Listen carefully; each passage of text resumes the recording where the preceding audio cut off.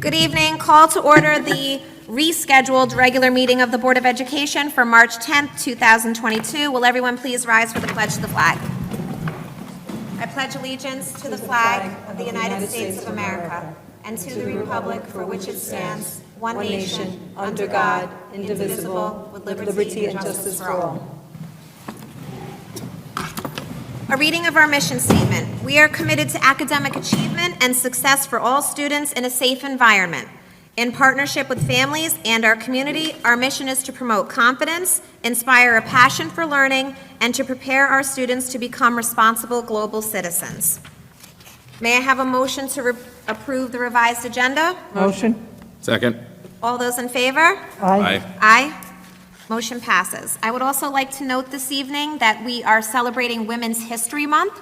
The month of March has been designated by presidential proclamation to honor women's contributions to American history. The 2022 theme is Women Providing Healing, Promoting Hope. This theme, according to the National Women's History Alliance, is both a tribute to the ceaseless work of caregivers and frontline workers during this ongoing pandemic, and also a recognition of the thousands of ways that women of all cultures have provided both healing and hope throughout history. So just take a moment to visit the website. I know there's a lot of stuff that's going on there for the entire month for Women's History Month. I'm now going to move on and turn it over to Mrs. Pact, who is going to introduce our high school drama club for a presentation of James and the Giant Peach. And we're going to come down first. Yes. Oh. We're going to go down here.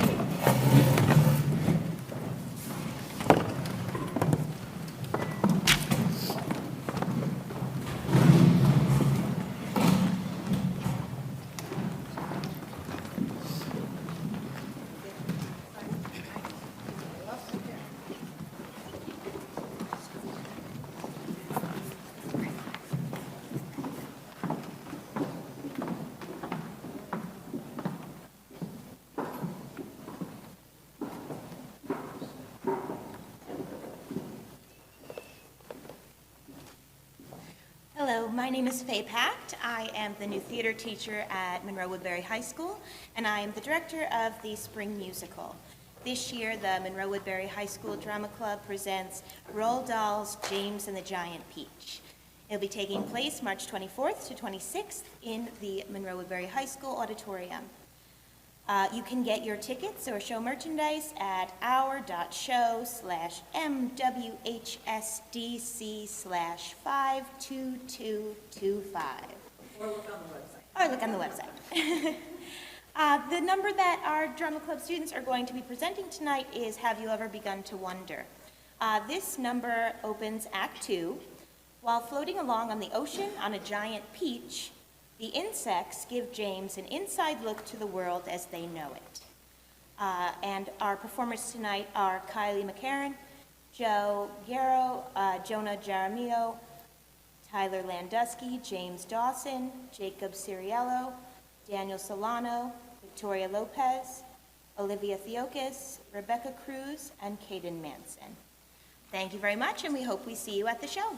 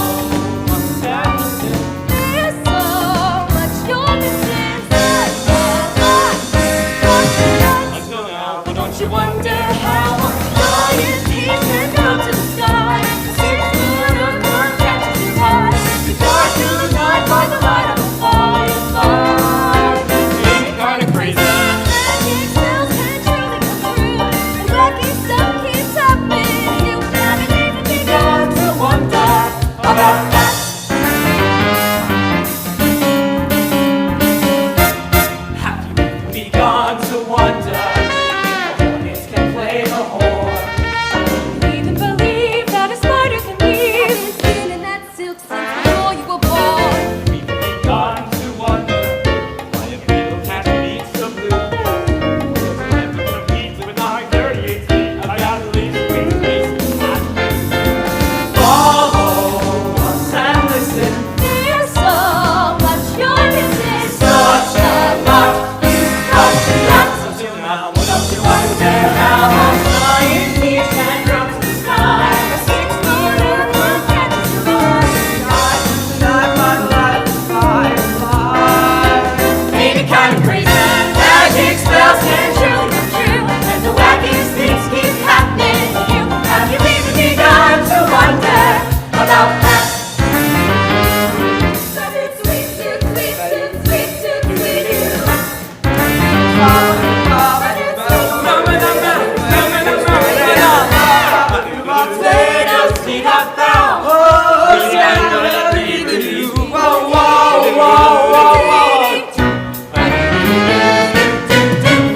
Follow us and listen. There's so much you're missing. Such a lot you've got to cut.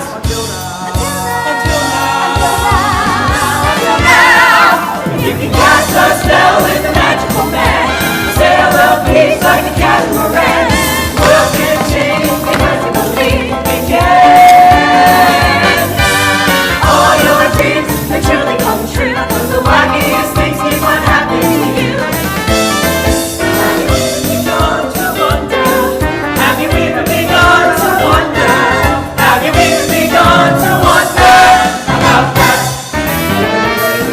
About that? About that? Whoa, whoa, whoa. Have you even begun to wonder about that?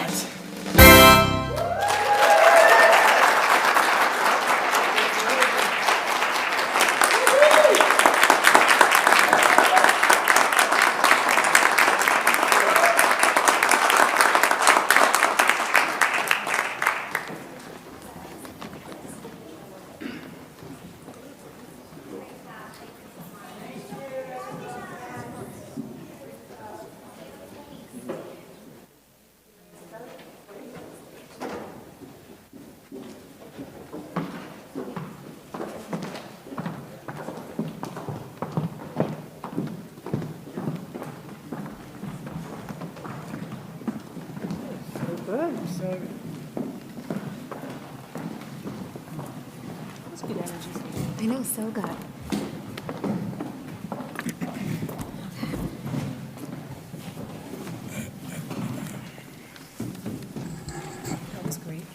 So good. Thank you so much, everybody, for coming this evening and for coming on a rescheduled night. We really appreciate it, and we look forward to seeing the show. A couple of housekeeping notes. I just want to mention that due to the change this evening, Mr. Ciriello and Mr. Anderson were unable to make it tonight, so they are just not here, and our student board representative should be here shortly. He's just running a little bit late. But thank you so much, Mrs. Pact, and we look forward to seeing you. For everybody else that needs to, go visit the website and you can see information on how to get tickets for the performance. Moving on, questions and comments from interested citizens. I believe we have one person this evening, Lorraine Loaning, who will be speaking on behalf of herself about Sunshine Week. Mrs. Loaning? Ms., excuse me.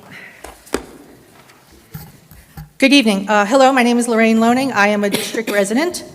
Next week, March 13th through 19th, is Sunshine Week, and it includes March 16th, Freedom of Information Day. Sunshine Week is a riff on the old adage that sunshine is the best disinfectant. This is an annual celebration of open government, transparency, and the right of citizens to have access to public information. This includes contracts, invoices, emails, text messages, other correspondence, calendars, just to name a few. Access to public information is a hallmark of a thriving democracy. In my experience, governments love to spout open government rhetoric until they are on the receiving end of some uncomfortable questions. I am asking this board to do two things to celebrate Sunshine Week. One, I am calling on this district to direct all instructors of U.S. government classes to spend some time teaching students how to appropriately challenge and stay informed about their government's decisions.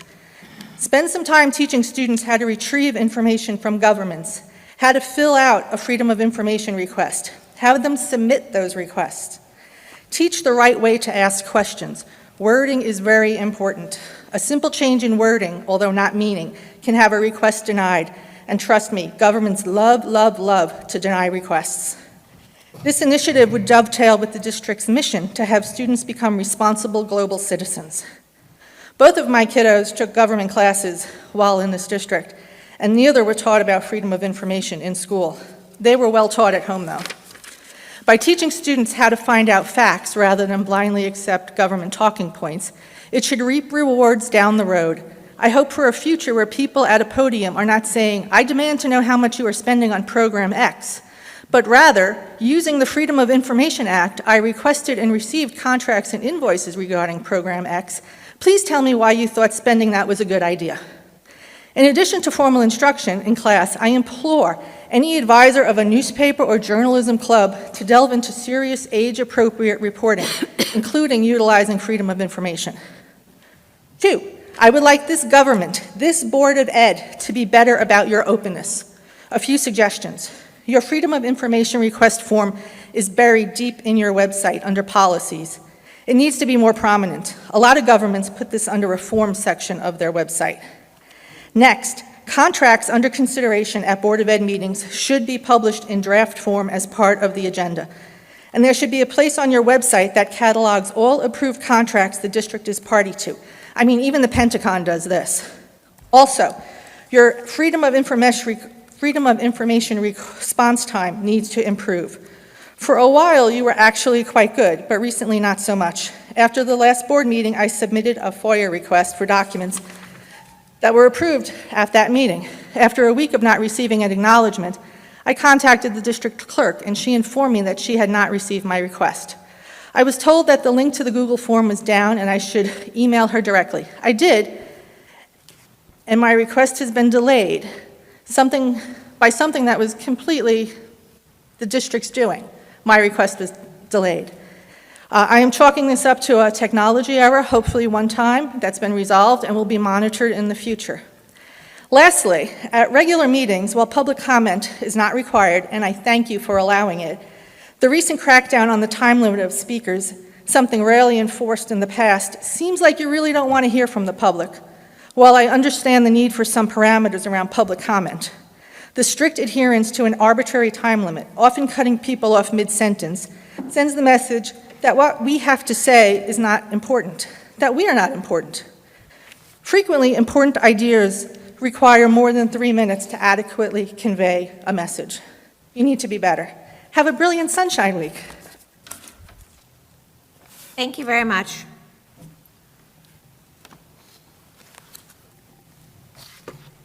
Update on questions and comments from the previous board meeting? We have some updates. We had 3 speakers at the last board meeting.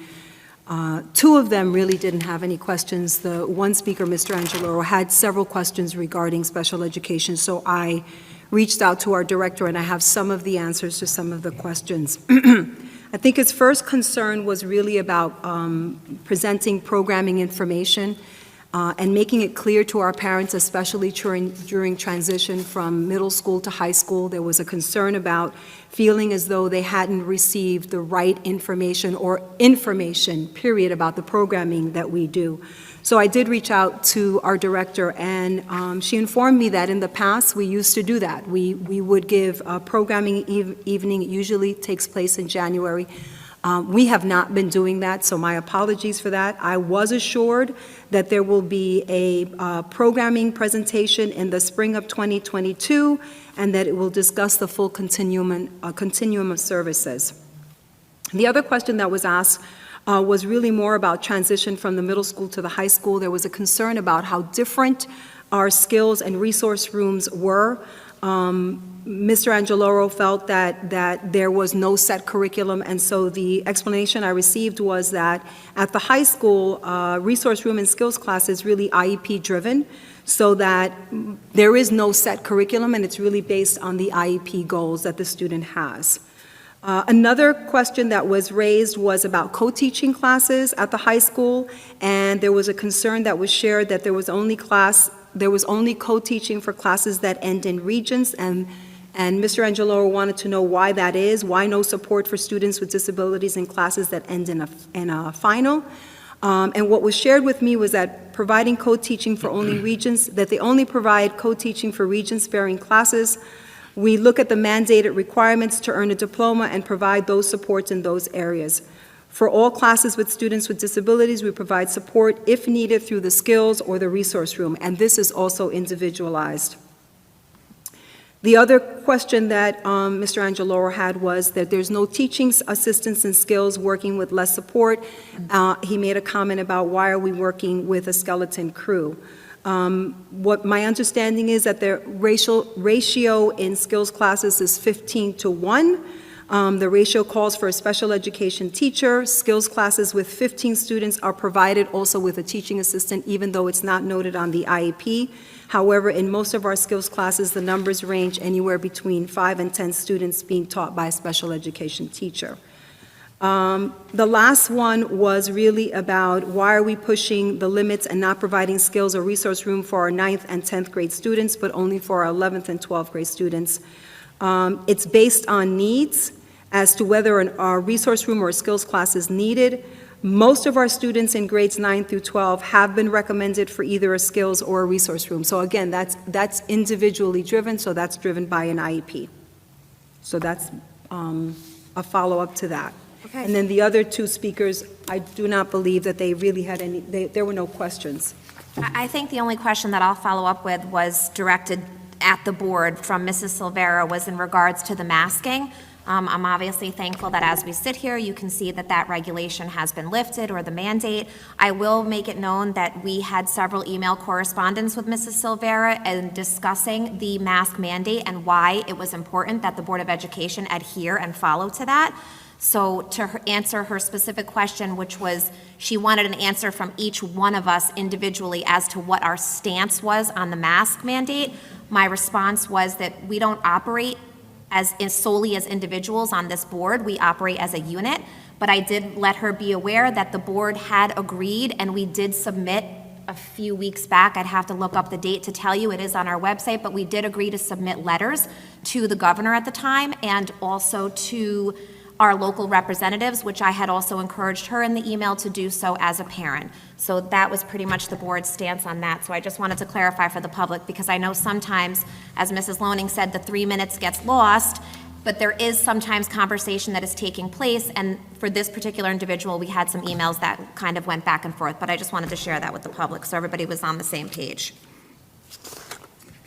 Approval of the minutes. May I have a motion to approve the minutes from the February 9th, 2022 Board of Education meeting? Motion. Second? Second. All those in favor? Aye. Aye. May I have a motion to approve the 2022-2023 Board of Education meeting dates? Motion. Is there any discussion? I will just note one piece of discussion. We are actually approving this earlier than we normally do. We had it brought to our attention that perhaps it would be more beneficial that these dates were put out there a little bit sooner than our reorganization meeting in July. So we did go ahead and sit down to get these dates together, and these will be published by tomorrow on the website once it's officially approved tonight. I will also make one other additional note, which will be on the calendar moving forward starting in July, but we will also have a board retreat, which we do every single year. The board retreat this year, which will be held on September 10th. But this is a motion to approve all of these dates. Motion. Second? Second. All those in favor? Aye. Aye. Resolution regarding the revocation of personal registration. May I have a motion to approve the resolution? Motion. Second. All those in favor? Aye. Aye. We have an update this evening on COVID-19 from Mrs. Rodriguez. And I hope that it's the last one that I have to do. Yes, let's hope. So I wanted to just follow up, obviously, on March 2nd, masks became optional in schools, but I wanted to talk a little bit about some of the changes that we're making. So in the cafeterias, in some of our buildings, we had plexiglass that was up. That has since been removed. Parents do still have the option, if they need to, if they want the plexiglass to have it, they just need to contact their school. Some of the things that you'll notice even here in Central Valley is that during COVID, they had desks. Now they have tables. So that's a nice thing to see where students can, talk to one another. The other thing was the locker room. You'll see in the locker room that we've been using it at our high school for our sports team. We will continue with that. We have not been using the locker room to change, and I think at this point in the year, we're not going to do that, so that will begin sometime, when we come back in September. I felt it would become too much of an adjustment for students. The other thing is cleaning protocols. One of the things that you'll notice is that some of the things that we normally typically have done, we're going to reevaluate it because there was a meeting with the Commissioner of Health. She was not aware that we were still following the old protocols, which is disinfecting everything. At this point, we're just going to take a look at what we're doing and see what makes sense. I'm not saying that we're going to disband anything that we've done in the past, but we are going to reevaluate it. The other thing that you may have noticed is that we've removed some of the stickers from the tables, from the floors, just trying to get back to a sense of normacy. And then we're also going to reevaluate the water fountains, right? That's something that we shut down as a result of COVID, but again, we're not going to do anything until we really have reevaluated what's working, what's not working, and move forward. I do want to remind people that we're still under the same protocols, meaning that if you test positive for COVID, there's still that day 0 that we talked about. That has not changed.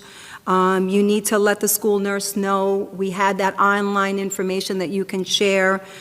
Students need to isolate for 5 calendar days, starting with day 0. You can return to school on day 6 if you're asymptomatic and you don't have a fever for 24 hours. You do not need a doctor's note or a negative COVID test to return to school. We still are required to report our numbers.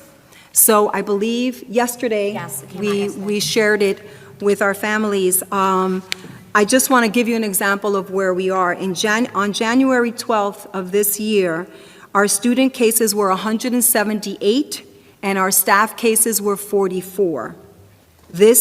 Today, we shared with our families, our student cases are 2, and our staff cases, we have a 1 staff member who was COVID positive. So you can see that the numbers are really driving down. One of the things I am going to discuss with the board, and if you're listening, you can certainly send me an email.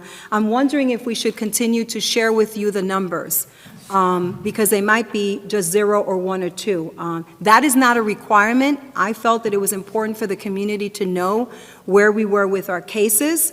We can continue to do it, but it's something that I'm going to take a look at if the numbers continue to be very, very low.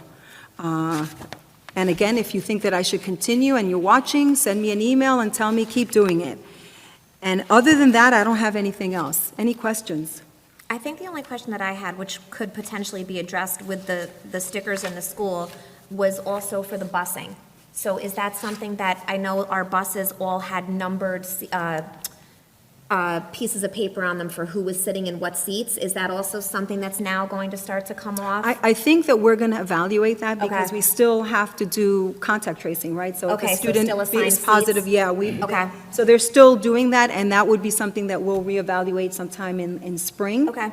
But we still have that going, and I think it's important, just in case a student is positive, that you're able to say, to at least let the families know that a child was positive. Where they were on the bus? Yep, Okay. and where they were sitting on the bus.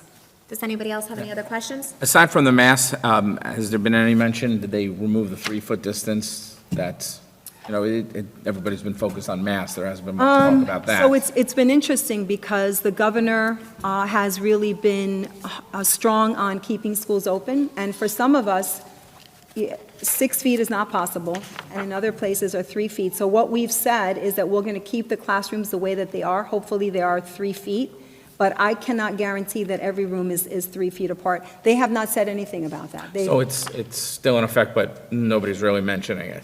And we're- It's still in effect, and, you know, when we can, we will, but it is being phased out. Okay. Anybody else?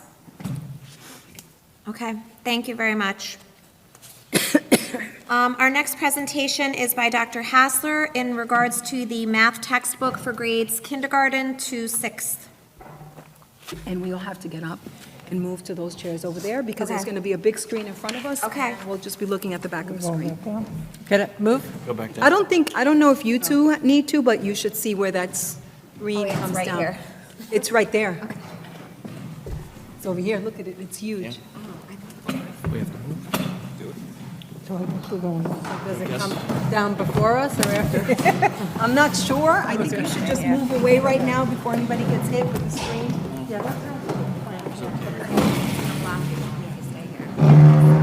So Sergey, you could probably stay in your seat and just move over. Oh, yeah, that's right. I'm just gonna stay here. I don't know, is there enough seats for you? Yeah, you can hang out with me. There are copies of the presentation at your seats if you want a paper copy. It's up to you. Yeah.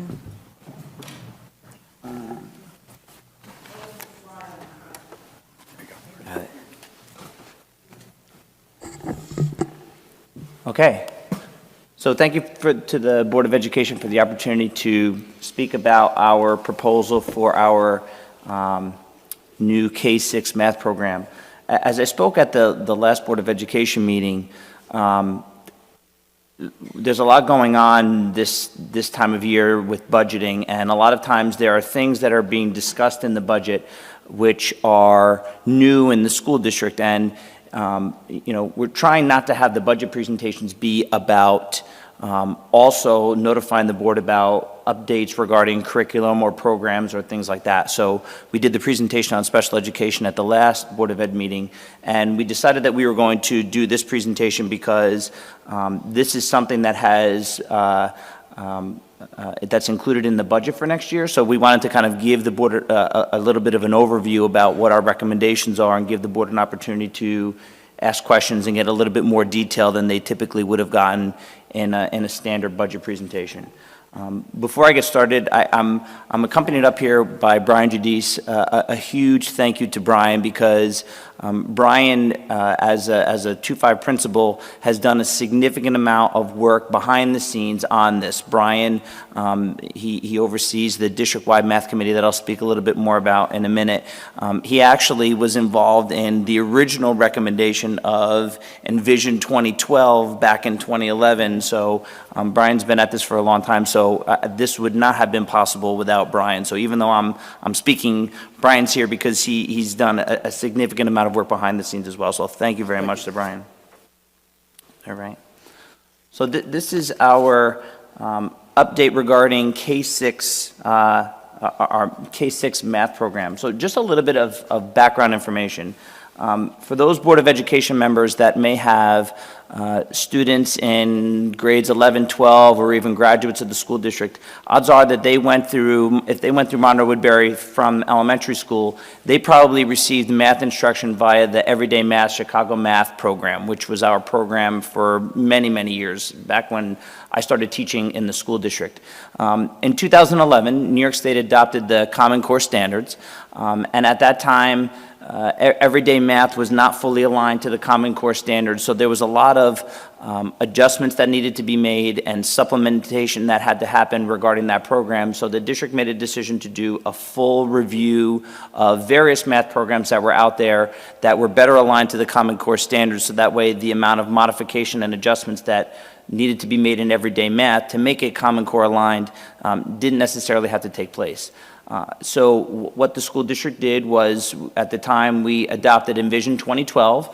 The rollout started in 2011, 2012 at the 2-5 level, and in 2012, 2013 at the K-1 level. Simultaneously, the middle school had the Prentice Hall math program in grade 6, and the middle school implemented the McGraw-Hill Education Glencoe math program in 2015. So Fast forward to where we are now. In 2018, New York State Ed started the shift to the next-gen standards, and they did a multi-phase process in rolling out the next-gen standards. The first phase of that was raising awareness, which started in 2018, where they basically rolled out the next-gen standards and said to school districts, okay, this is going to be coming down the line. You need to become familiar with this, and you need to start looking at your curriculum and your programs to make sure that you're in full alignment with that. They finalized the New York State Next-Gen Math Standards in 2019.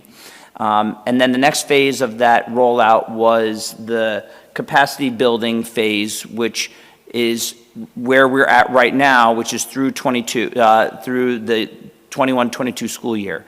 The final Common Core assessments in grades 3 through 8 will be administered this spring 2022. The shift to the official next-gen standards in ELA and mathematics is going to take place with the 2023 assessments. And I should note, when I said earlier that the middle school in 6th grade implemented the McGraw-Hill Education Glencoe math program in 6th grade, 7th and 8th grade math in the middle school does not have a standard textbook that goes along with it. They follow a district-created curriculum. And the reason why that's the case is because starting in 7th grade is when you begin to get some separation of various courses. You have Math 7, you have Accelerated Math 7, in 8th grade you have Math 8, and you also have Algebra. So rather than having one standard curriculum across the board, the middle school now has branched out at the 7th and 8th grade level. So that's the reason why when we start talking about consistent programming for all students at a particular grade level, the conversation really has ended for us in Monroe-Woodbury at the 6th grade level. So once we got to the place where the state was releasing the next-gen standards, and we said to ourselves, okay, the Envision program that we were previously using was aligned to the Common Core standards. Now, there's not a significant deviation between the Common Core standards and the next-gen standards. There are some shifts that take place, but it's not like there is a full departure from the current math instruction to the next-gen standards. However, that being said, the original math program was aligned to the Common Core, and similar to what I was talking about earlier with everyday math, we would have had to have done more significant modification of the program because it was aligned to the Common Core, both in topics and the sequencing of those topics across the school year. So we decided that because we were, sort of at this sort of intersection and evolution in standards, we were going to begin reviewing, just like we did at the end of Everyday Math and Chicago Math, other math programs to see what was out there. Combined with the 2012 version of Envision Math that we were implementing at the K-5 level was also no longer being supported by Pearson, which is now Savas, meaning they stopped printing the 2012 version. The online portion, the digital portion of that program was no longer being supported, and they were forcing everybody into the 2015 version. So right at the 2020 school year, we started having to make some shifts to the 2015 version, which was fairly the same, but not exactly the same. And again, there had to be those levels of modification that we were needing to do. So we said, you know something, we really need to explore what's out there to make sure that we're making the right instructional decisions for our students. So at the elementary level, we looked at a variety of different math programs. We looked at Illustrative, Ready New York, Eureka Math, Into Math, and Envision. We reached out to other school districts to get feedback. We visited a number of different school districts. We heard presentations from the various publishers. In fact, as I was going through and putting the presentation together, we had full presentations from Eureka Math, which is from a company called Great Minds, and Envision Math, which was Savas, on March 11th, right before the pandemic hit and we were shut down. That was when we had those two publishing companies come and present to the school district. After going through those initial programs, we had narrowed it down to those two math programs, which were sort of going to be the final programs that we were serious about, that we were going to consider, and we were going to do a pilot during the 2021 school year. Basically, they were going to furnish the school district with sets and kits of the program, and we were going to choose teachers at every single grade level in each of the various buildings to implement each of these programs to determine what our final decision was going to be. Obviously, spring of 2020, the pandemic hit, and we made a decision that we were going to postpone the pilot because of all of the things that were happening. If you remember, we were coming back remotely at the beginning of the school year, then we were in hybrid. The last thing that we wanted to do was to significantly shift math instruction because of the amount of other modifications that were being made at the time. So we made the conscientious decision in 2021 to postpone the pilot, to keep everything exactly the way that it was for that school year, and we were going to start the pilot this year in the fall of 2021 and continue it through 2022. And again, the pilot was originally going to be Eureka Math and Envision at the K-5 level. The Envision program, they were able to furnish us with all of the materials that I'll speak a little bit more about in a minute. Eureka was delayed. Obviously, there was all sorts of shipping issues and everything at the time, and they were not even going to be able to have all of the materials to us at the beginning of the school year. They said to us, you can download the materials off the internet and print them, and it ended up being a very problematic situation for us to really successfully roll out the program. So we made a decision that we were going to not move forward with the Eureka program because of all of those challenges, and we moved forward with the pilot of Envision at the K-5 level. Middle school followed a similar pathway. However, the review of this at the elementary level, because you're talking about 6 grade levels, was a much broader review than at the middle level, because it was only 1 grade level and you only have 5 math teachers at that level. However, the middle school screened Illustrative, Ready New York, Eureka Math, Reveal Math 2020, and Envision. And again, they also moved forward with the pilot of Envision in grade 6 during the 21-22 school year.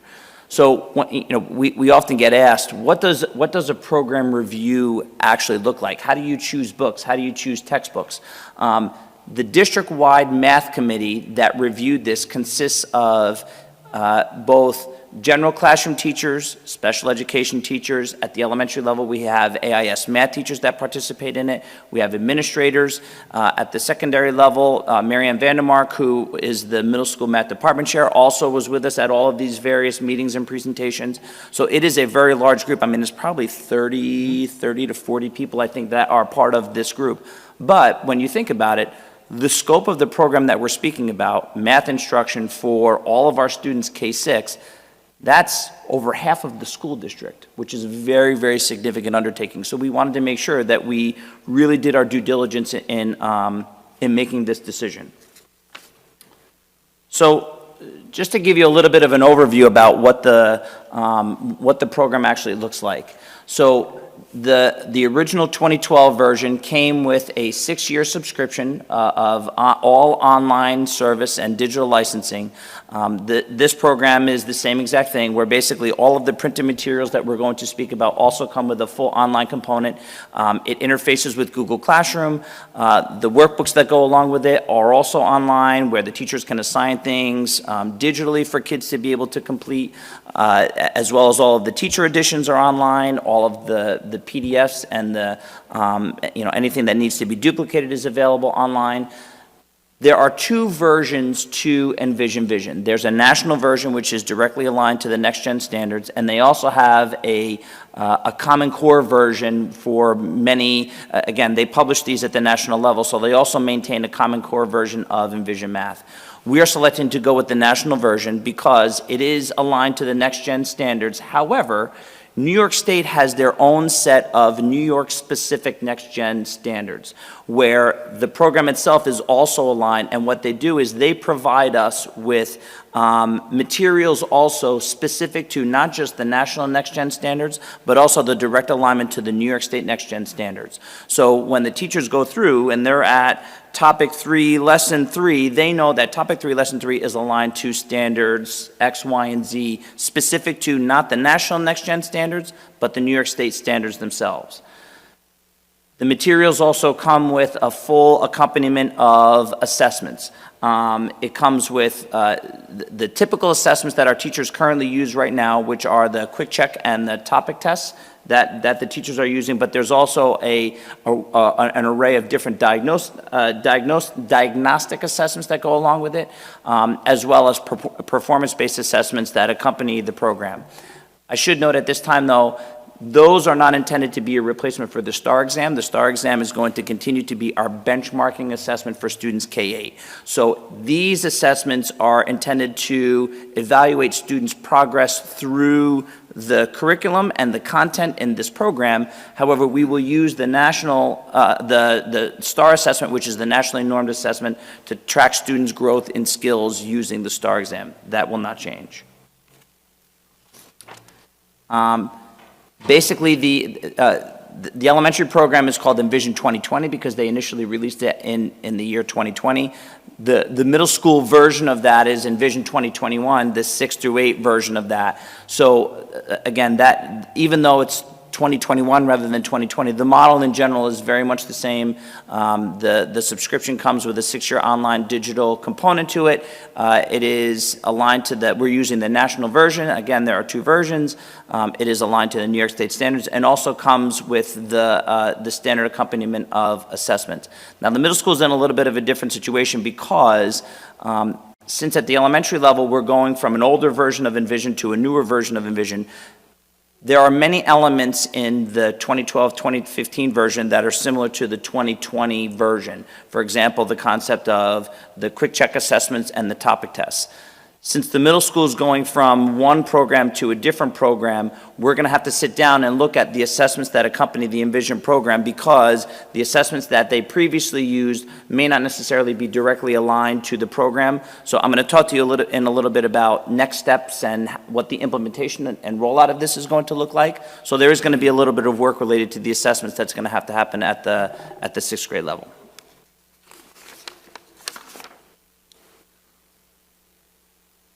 Anybody have any questions so far? I think you're doing great. Yeah.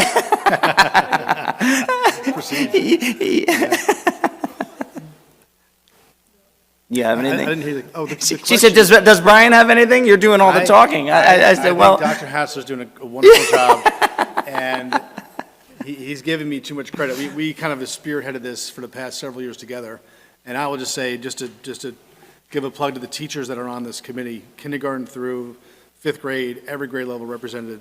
Everyone has done a great job, and some of the teachers who are doing the pilot are not even on the district-wide math committee. Mm-hmm. So we have a great representation from the whole district K to 5 that helped shape this decision. So it is truly from the grassroots up decision. No, definitely not. And honestly, like that's. I believe that that's a critical component to the implementation of this, because I think the reception of the staff, if it was something that was a decision that was being made at the top versus, I mean, the staff has been integrally involved in this process. I mean, and so much so with the pilot, I mean, we've had regular meetings throughout the pilot of this to get the feedback of the staff of what their opinions are related to the experiences in the classroom. So, I think that that's something that, again, is critical, and especially when they're also the ones that on a day-to-day basis are going to be utilizing this program. So their feedback is really critical in this. What's that? I really love that you do that. Oh, thank you. It takes time, though. I mean, obviously, this is something that we had, it's been years in the making for us to be able to get at this point. And also, even in coming up with the implementation plan, we have to work with them. I mean, we have many conversations over the years about, do we do a K-1, similar to when I talked to you about the rollout of the Envision 2012 program, we talked about sort of the staggered rollout that we did of that at the 2-5 level and at the K-1 level. We talked about, do we do K-1, 2, 3, 4, 5? How is that going to look?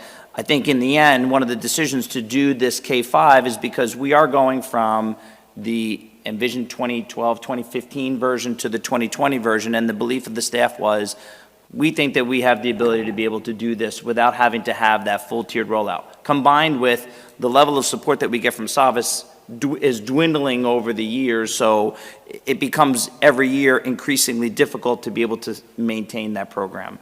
So in terms of the implementation, our plan is if we purchase that 6-year agreement with them, obviously there are benefits and incentives for us to move forward with that. One of them is they give us all of the teacher kits as well as various supplemental materials as part of the package with a 6-year license. If we only agree to a 1-year license, we have to purchase all of these items a la carte.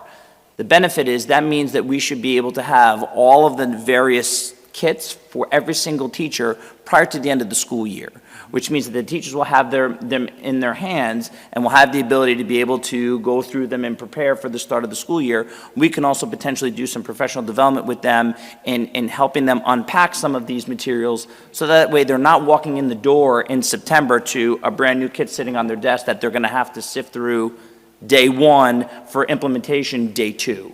So that's something that's obviously a priority for us. Another benefit of the pilot that we've been speaking about is having pilot teachers basically we have, I think, a teacher every grade level in pretty much every single building who've gone through the program in its entirety from beginning to end as a resource. So there's a large group of teachers, many of whom, teachers that were originally going to be doing Eureka, many of them agreed to take on the Envision pilot as well. So we even, in some grade levels, have multiple teachers that are already doing this program.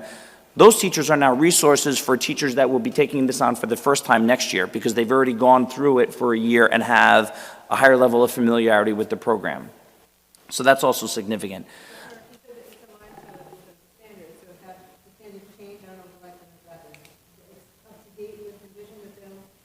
So the program itself is a fairly static program. They don't have the ability to make significant modifications and changes because, right, so they do, but then what they're going to end up having to do is they're going to have to make modifications. And if the state does that, they'll do that multi-year phase-in that we were talking about. It's not like something's going to get passed over the summer and then we're going to come back in September and have to scrap the whole thing. Yeah, plus, one of the other, responsibilities of the district-wide math committee is to look at the New York State standards and see, this is just a program, this is a resource. Mm-hmm. We operate via the standards, so if there's something in a certain grade level that's not covered in this program, then we supplement. So that's, yeah. And that's, I think that's exactly, that kind of leads perfectly into the next bullet, which is the summer curriculum work, where basically, as Brian said, the program itself is not our curriculum. The program, because of the way that it's designed, is a national program, and even though it does hit all of the state standards that we're talking about, in the end, we have to still develop a full scope and sequence of, these are the lessons that we're hitting on, these are the standards that they're covering, this is the sequence that the topics are going to be covered in. That's the same way that we do it now at the beginning, and each year, we make tweaks and adjustments in that scope and sequence where the teachers also have essentially a calendar, a map over the course of the school year of, here's the order and the progression that we are going to be doing these various topics and how we're going to be covering them. Because the program itself is not necessarily done sequentially, because it's strong in some areas on some things, and other things we need to make sure that we,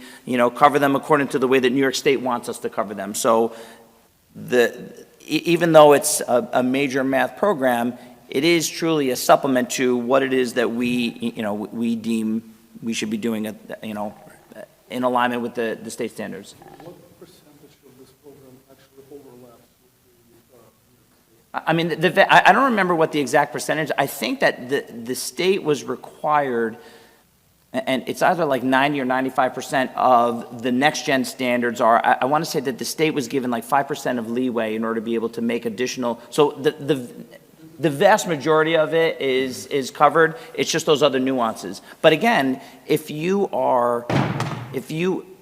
ended up going with the Common Core version, rather than the next gen version, there may need to be more modifications and more updates that would need to be done rather than going with this program, which is the reason why originally when we started with the pilot, the version that we were looking at was that Common Core version, because it also was, they originally designed that specifically for New York, and we realized that it didn't make sense for us to go with that program because it also was inclusive of that Common Core piece that we didn't need anymore. So we decided to go with that national version and then really go through it ourselves along with they have a full accompaniment specific to New York State. So then we would go through it over the summer and come up with that scope and sequence for the staff. So are we pushing slightly past the standards? Or we just Well, I think year one is going to be sort of going through and making sure that we're covering all of the things that we cover. But inevitably, even though the standards weren't changing, we made modifications in the scope and sequence almost annually, where, based upon, because the topics are also sort of cyclical, where, you may be counting up to a certain number at one grade level, and then you're counting up to another number at a different grade level. Because that work, is woven into the program in a variety of different areas, they may come back and they may say, you know what, we're doing a really good job of covering this topic. We can probably cut back on that, and we may need to hit this more because we're not hitting it, the way that we should be. So those tweaks and adjustments happen annually regardless. Even if the standards aren't changing, we make those adjustments. Yep.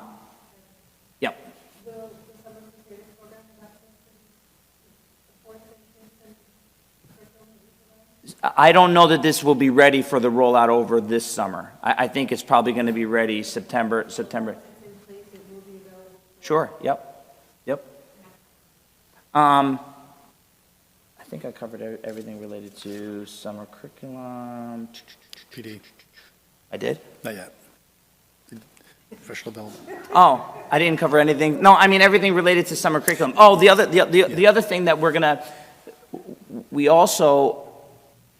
have to revisit our report card as well. So right now we're kind of in a little bit of a unique situation because we do have some teachers that are teaching the older version of Envision, which our current report card is aligned to, and because the sequencing is a little bit different with the new program in the pilot classrooms, they're having to make acknowledgments in the elementary comments about, this particular area is being shaded in only for the pilot because we haven't covered that topic yet. So one of the things, once everybody goes full to this program, we are also going to have to revisit the report card and make adjustments in the report card to be aligned to the new program as well. Questions? Oh, no, I'll get there. Okay. Professional development. So another key component, and this has been a major theme for the staff, is that the successful rollout of the program also needs to be tied to strong professional development, where the staff can't be expected to just have the box show up at their desk along with the scope and sequence to do it. Right now at the elementary level, our teachers receive 5 days over the course of the year in professional development in reading and writing. We're cutting back on those days, and we're going to be weaving in additional days of math PD, fall and spring for the staff, as well as, again, we're talking about, are there things that we can potentially do before this school year ends to be able to support the staff? Because obviously, summer curriculum work happens over the summer, but we're not able to have access to the staff over the summer, and we want to get them as much as we can before the start of the school year. Okay, so budget, you ready? Okay. Total, what? Okay, so I don't know where Mrs. Loning was. She said, people shouldn't have to dig through for the cost of program X, and full transparency. All-in cost of this program is going to be approximately $375,000, which is, for the full 6-year site license, basically it covers us for 6 years. Now, the reason why we are doing this presentation now is there are a variety of different buckets where that $375,000 will live. One of those buckets is on the technology side. $150,000 of that is going to specifically for the budgeting of the technological piece of it. So later on, when Dr. VS does his presentation for the technology budget, a piece of that is going to be earmarked within his budget for that. The remaining $225,000 is also going to be in a variety of different locations, including, I have budgeted in anticipation that we were going to be rolling this program out this year. In the 21-22 budget, I earmarked, you may recall at last year's budget presentation, $60,000 in this year's budget in textbook money to be able to buy a portion of this program this year. The reason why that's important is because, as I've said in previous budget presentations, we get one-to-one textbook aid, dollar for dollar. So that $60,000 that's in this year's budget, we will get back in state aid next year to fully cover that amount. That $60,000 will also be in next year's budget as well. So that's a total of another $120,000, which again will be in district-wide textbook money for us to be able to get full textbook aid on that. Plus, the building principals also have a building level budget for math textbooks. So the remaining balance of that will be divided up between Sapphire, Smith Clove, North Main Pine Tree CV, and the middle school textbook lines in order to be able to cover that balance in the textbook bucket to be able to receive full state aid for that. The only other piece is going to be the professional development piece of that. The textbook and resources total is going to be approximately $350,000. The additional $25,000 will be earmarked for professional development. That's going to be put into a BOCES line. We are not going to be able to get full one-to-one aid on that because that's not a physical resource. However, we are looking to get that through BOCES, so that way it's not fully aidable, it's not fully one-to-one aidable, but we will get BOCES aid back on that money. I didn't even, it is a lot. It is very different. I will get that number for you. Hopefully, I might even be able to have that by the end of this meeting. I will go back and I will dig. And I will tell you, it is significantly more because, as I said to you, we did the 6-year license for the program initially. That license has since expired, and we are now on a year-to-year contract with them for the old version because we did not want to re-up with the full 6-year license because we knew that we were going to come to an end of the program. And I'll get an actual dollar amount for you, but that's the way that we're paying right now is every year we just order the books and we pay for the individual licenses and it's correct. So aside from getting the bulk deal for that, you also get we would not be able to access all of the teacher materials. The teachers are also, one of the things that I didn't mention, the teachers are also getting like manipulative kits where right now, if you walked into any elementary classroom and compared classrooms, teachers have different types of materials that they're using in terms of, number lines, base 10 blocks, like things are sort of haphazard. And the program itself comes with specific recommendations about manipulatives within the math classroom. And the teachers are all getting uniform manipulative kits within the classroom. So there are distinct incentives for us to be able to go that route. But I'll get that exact number in terms of price difference for you. $60,000 that you're mentioning, is that the recurring cost every year, and is that the only recurring cost? So there will be no recurring costs for 6 years other than, I think it's this one. Included in the 6-year cost is basically, you get the teacher edition, the student books, this is grade 3, volume 1. Basically, the program is divided up into volume 1 and volume 2. This is topics 1 through 7. Volume 2 is topics, I think, 8 through 19, or 8 through 16, I believe. These are our annual purchases. Right now, we buy this for our kids every single year. With this commitment, we won't buy this for 6 years. Yes, as well as the digital copy, correct. That's exactly right. Yeah, I will get you an exact,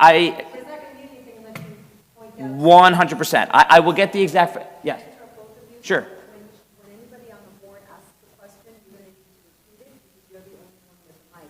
Oh, got it. Okay. So the question was, is there an actual cost comparison? And I will get that cost comparison. Yes, I will. I'll get that. Yep, I'll get that information for you. No, you have to repeat it for the... I did. I think can I get a copy of the? Yeah. Okay. My question was the recurring cost. And what are the recurring, okay, so the second question was, are there recurring costs that are associated with this? And not for 6 years, other than we will have a small annual purchase of, there's an additional practice book that goes along with it, which is not included in the actual program itself, and we have to buy this book as well, which the teachers have looked at this, used this, and they believe that this is a beneficial resource. So this little piece is the only thing, but in terms of what we're spending this year for the overall program, it will be significantly less.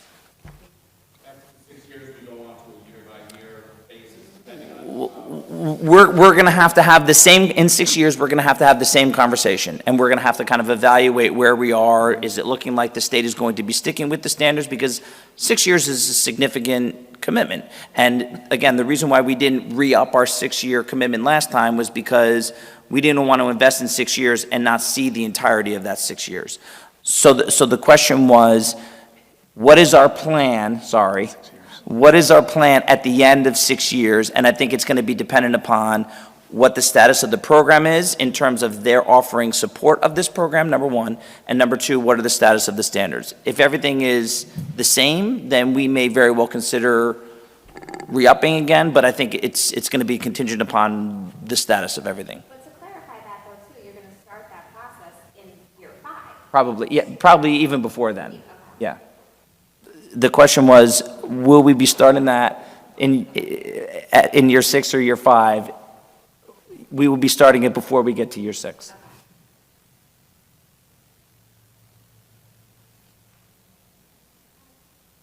Any other questions?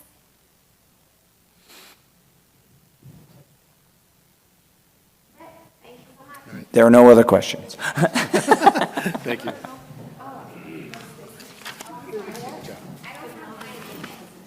Enjoy your parent-teacher conference. Eric, can you just say that we're going to take a 2-minute break? We're going to take a 2-minute break. I have to get my...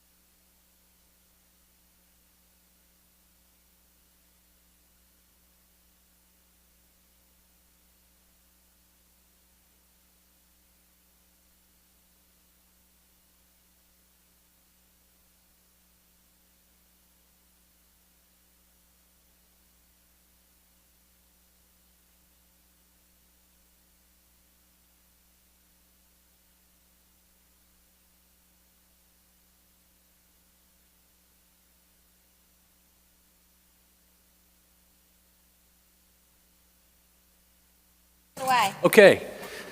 So, good evening, everyone. I'd like to thank the Board of Education for allowing us to present to you this evening. Tonight, we're kicking off our discussion of our 2022-2023 budget, general fund budget. Tonight, we're going to talk about a general overview of the budget. I'm going to handle that part. We're going to talk about the tax cap, which is the limit on the increase in the levy, state aid, and there's some good developments, positive developments with state aid. We're going to cover buildings and grounds. Mr. Andre Rudiak, our facilities director, will handle that. I will be covering safety and security department budget. Dr. Bargav Vias will be handling information technology budget. And finally, Ms. Dawn Russell, our transportation director, will present the transportation budget.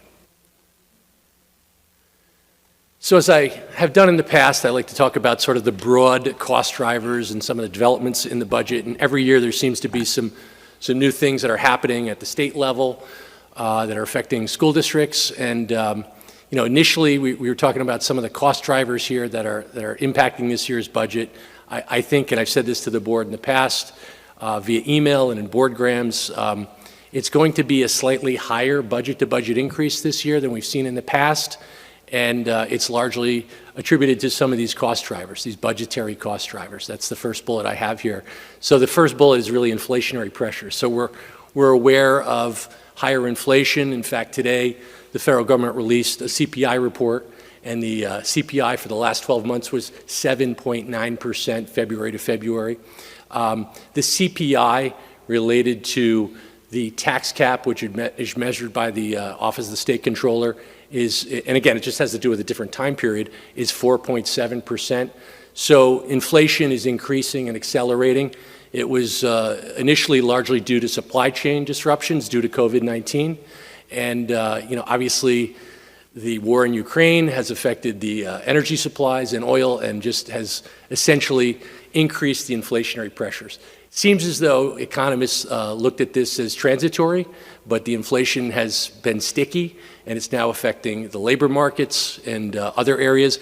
We've noticed it, obviously, in the current year in areas like materials and supplies, commodity purchases, oil, natural gas, services, especially related to trades, construction trades, and finally labor. And that's even our own labor, where we're noticing it's more difficult to recruit and retain employees and staff, particularly for some of the part-time jobs that we have, or variable jobs such as substitutes. So the other thing I wanted to talk about, and Ms. Russell will talk about this at length, is the increase in contract transportation budget tonight. So, and I have the use and cost underlined because not only is the cost of contract transportation going up now, and we're projected into next year, but the use or the amount of contract transportation we're buying is increasing. So that's not only supplementing our own fleet, but it's also has to do with enrollment changes, particularly for the non-public students that we service. Health insurance premium increase of 7%. So we participate in the Orange Ulster Health Plan. It's a consortium of 20 school districts that essentially self-insure. And the plan administration requested a 9.4% premium increase. The directors opted to use some fund balance that was that's there available to the consortium to lower that premium increase. But 7% for us is approaching $2 million, probably somewhere in the neighborhood of 1.8 million. So that's just the premium increase. We also have the ordinary churn of people going from individual to family and retirees. So there's all kinds of things that are happening. One of the other things that's happening for next year is the plan has changed some of the tiering structures and the premiums associated with that. So for context here, I'm showing that typically we had for actives individual and family. We now have a two-person plan as well. And for context, individual plan for next year will be about $13,300, let's say. The two-person plan is $28,600, and the family plan is now $31,740 for next year. So that is the actual cost to the district, and then there's an employee contribution, so that would be less that would be the final cost to the district, the net cost. But it's still very expensive, and again, a cost driver for next year's budget. The teacher retirement system, TRS, employer contribution rate increases. So That's going up for next year. The rate increase is 9.8 to 10.3%. So for next year, every dollar that a TRS member earns, the district contributes a little more than 10 cents to the TRS system, teacher retirement system. So it's an increase that is probably going to cost us somewhere in the neighborhood of, I would say, $750,000, something like that. So again, another big hit on the budget. The good news for the budget, good news development here, is state aid changes. And I talked about this for this year, last year at this time. For the current year was year one of the phase-in of foundation aid formula. And so for next year, it would be year two, and we're seeing an increase in our state aid. And thank goodness, based on all this kind of bad news that we're dealing with in terms of the budget. So we'll switch to the tax cap. I won't go through everything here, but for those who are not familiar with the tax cap, it's essentially a cap, a limit on the annual growth in the property taxes levied by local governments. So it's applicable not only to school districts, but to other governments in New York State. And you go through this multi-step formula, which includes some exclusions, things that are you can add back into the computation, sort of like exemptions from the cap. And then there's an override mechanism. So if a local government decides they need to or want to override that, they need more than 60% of the voters to approve a override to the cap. So for us, you begin the formula with the current year levy, which in our case is $126,606,000. There's a tax base growth factor that's applied. And for us, for next year, it's approximately 1%, a little more than 1%. And that actually is the way to tax or get at growth in the tax base. So if there's new construction, there's new development, that accounts for that. It's not intended to prevent you from taxing new improvements, and that's where that comes in. So essentially, you go through, you adjust the prior year levy by excluding or removing, subtracting the exemptions from the prior year. You get the adjusted prior year levy right here. You then apply your allowable growth factor. So that's the 2% in the 2% tax cap. And it's the lesser of 2% or the consumer price index measured by the controller. So as I said earlier, this CPI, and there's many different CPIs, but this one for the time period for the tax cap is 4.7% right now. So it's 2%. So it's the lesser of 2% or CPI. And the problem, and I've mentioned this in the past, with this formula or this methodology is for periods of low inflation, which we've basically had for the last 10 or 12 years, 2% may be okay. But if you have a prolonged period of high inflation, 7.9% is what the number just was, or even say 5%, and you're limited in your levy increase to 2%, that's a real problem, in your revenue stream. And some of the suggestions on modifications to the tax cap have been make it 2% or CPI, whichever is higher. That would take into account periods of high inflation, such as the period we're in. But we'll see where that goes. So we apply our growth factor. Again, we do some things with pilots, which are payments in lieu of taxes. We add right here, the next significant portion is adding our coming year exclusions, which are largely due to debt service payments, less building aid, and we have our maximum allowable levy, which is for next year $130,111,288, or 2.77%. And I would just point out that for the current year, we levied at 1.5%, again below our maximum allowable levy. That was 1.88%. So it's 2 years in a row we did that. Any questions? I know that's sort of a lot to deal with, but we've seen this before. It's something, like I said, every local government is contending with. Okay, so moving on to state aid. And again, I've talked about this process for state aid. It comes out with the executive budget. The proposal It's usually kind of a lowball number. There's some negotiations with the state legislature, and ultimately when the state budget is passed on April 1, they usually come to a number a little bit above what the governor initially proposes. I think in this case, we're probably going to largely be not stuck with, but we're going to have the sort of the same numbers that have been proposed by Governor Hochul. So up here, the first bullet I have here is we're in, next year we'd be in year 2 of a 3-year phase-in of foundation aid.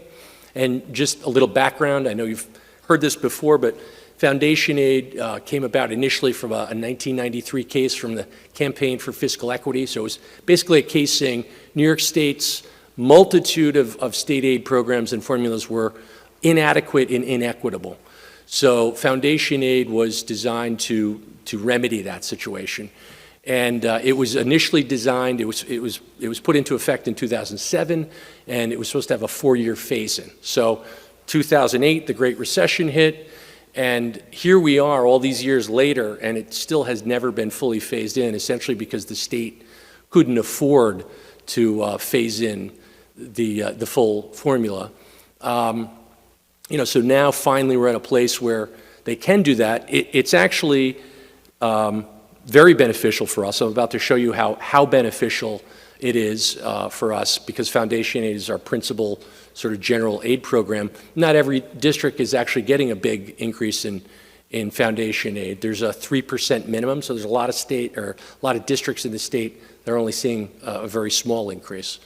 Other expenditure-based aid programs largely remain intact, which is good. If you remember the last 2 years, the governor had proposed collapsing or consolidating a bunch of the expenditure-based aid. So these would be like BOCES aid, transportation aid, instructional materials aid, building aid is another expenditure-based aid, private and public excess cost aid. So these are just left as is, which is good. It's better for districts. One of the problems, the questions about foundation aid has been, can the state really afford to do it? In 2007, they promised to do this. They couldn't afford it. I think the good news is the state is projecting a balanced budget through 2027. There are new receipts and revenues generated from new tax streams that the state has put into effect. So in other words, it's not entirely dependent on finite federal money, ARPA money. They're actually ongoing revenues that should support this. Contextual thing, K-12 education spending in the state budget is about 19% of the budget, so it's a fairly big piece of it. A couple of other interesting things that impact us in the executive budget proposal: requirement for all new bus purchases, school bus purchases, to be electric by 2027, which is astounding, interesting. I don't know how that's going to work if that will pass, right? 0 emissions, and then with all school buses electric by 2035. So that may be a really heavy lift. In general, electric buses are about 3 times the cost of a conventional bus, and that's not even considering all the infrastructure that's needed to charge those electric buses. The other thing, it's sort of interesting. It's trying to get to that labor shortage issue. Retiree income waivers in effect through 2024, June 30th, 2024. So as you know, for public employees that retire, there's an earning limit of $35,000. So they're waiving that, and so that's a way to sort of bring people back into the labor market and fill some of the positions that are open in school districts. So this is the state aid report, or run. This is the report that we initially get from the state, and it's a huge report with every school district in the state, and it's organized by county. And you can see us here, and the way it's set up is it shows the current year state aid, so it's 2021-22 base aids, and the aids are foundation aid. They list universal pre-K here, UPK, although that's not part of the general fund. It's a little misleading. It's accounted for in the special aid fund. And then in the second half of the screen here, we have our projection for 22-23. And I've said this before, the caveat to the 22-23 projection is these are not set in stone. A lot of these expenditure-based state aid formulas are based on what we thought we would spend in the summer in the current year. So really, there's only a couple of formulas that you can really hang your hat on. Foundation aid is the primary one, but even that can vary. For instance, this is saying for the current year, we're going to receive $35,097,000. Last year at this time, it was about $50,000. So even that has changed a little bit, based on data that's been submitted to the state and changes in enrollment and that sort of thing. So here's a schedule that sort of shows this a little more clearly, I think. It's a budget-to-budget comparison. I think the most notable thing here is the foundation aid change. You can see the projection for next year for our district is $44.8 million from the current year of around $35 million. And you notice here, $35,042,000. This report that I just showed you, it shows $35,097,000, so that's the change I was alluding to. So that's a $9.8 million year-to-year increase, or 28%, which is relatively large increase, especially if you consider the last, 5 or 6 years in state aid. The other aid programs are relatively stable, with the exception, I would say, of transportation aid. You see sort of a large increase here from 8.7 million to 10.3. Again, that's one of those expenditure-based aids, and it's a projection. But we're going to hear about some of the increases in transportation expenses we've been experiencing. So, the flip side, the good news of that is we receive about 70 cents for every dollar we spend in transportation. So as our expenses go up in transportation, our transportation aid will also correspondingly go up. The other thing I noticed as I sort of drilled down into this a little bit more is our transportation aid ratio increased from the current year to next year. It went from 67.5% to 70%. And aid ratios are another thing that affects state aid. And in general, if your aid ratio is going up, your district, as measured by adjusted gross income or property wealth per pupil, is relatively less wealthy compared to the rest of the state. So, there's a lot of sort of variables that go into this stuff. It's very complex. That's one of the reasons I sometimes put that cartoon up there, which tries to sort of show how complex state aid really is. Let's see, the final thing I would just point out here is, the final line is a MW state aid adjustment. So this is a local adjustment that we make to state aid, and it's largely based on historically what we've seen as far as the projection to actual. And in this case, our projection for our adjustment is to decrease that projection by about 1.3 million. In the current year budget, we projected 875,900. That was actually not enough of a reduction. So it was about 1.7. The actual was about 1.7% less than what we had. What the projection was. So I'm decreasing our state aid projection by about 2%. So the bottom line here is the budget-to-budget change is about 9.4 million, or 16.3%.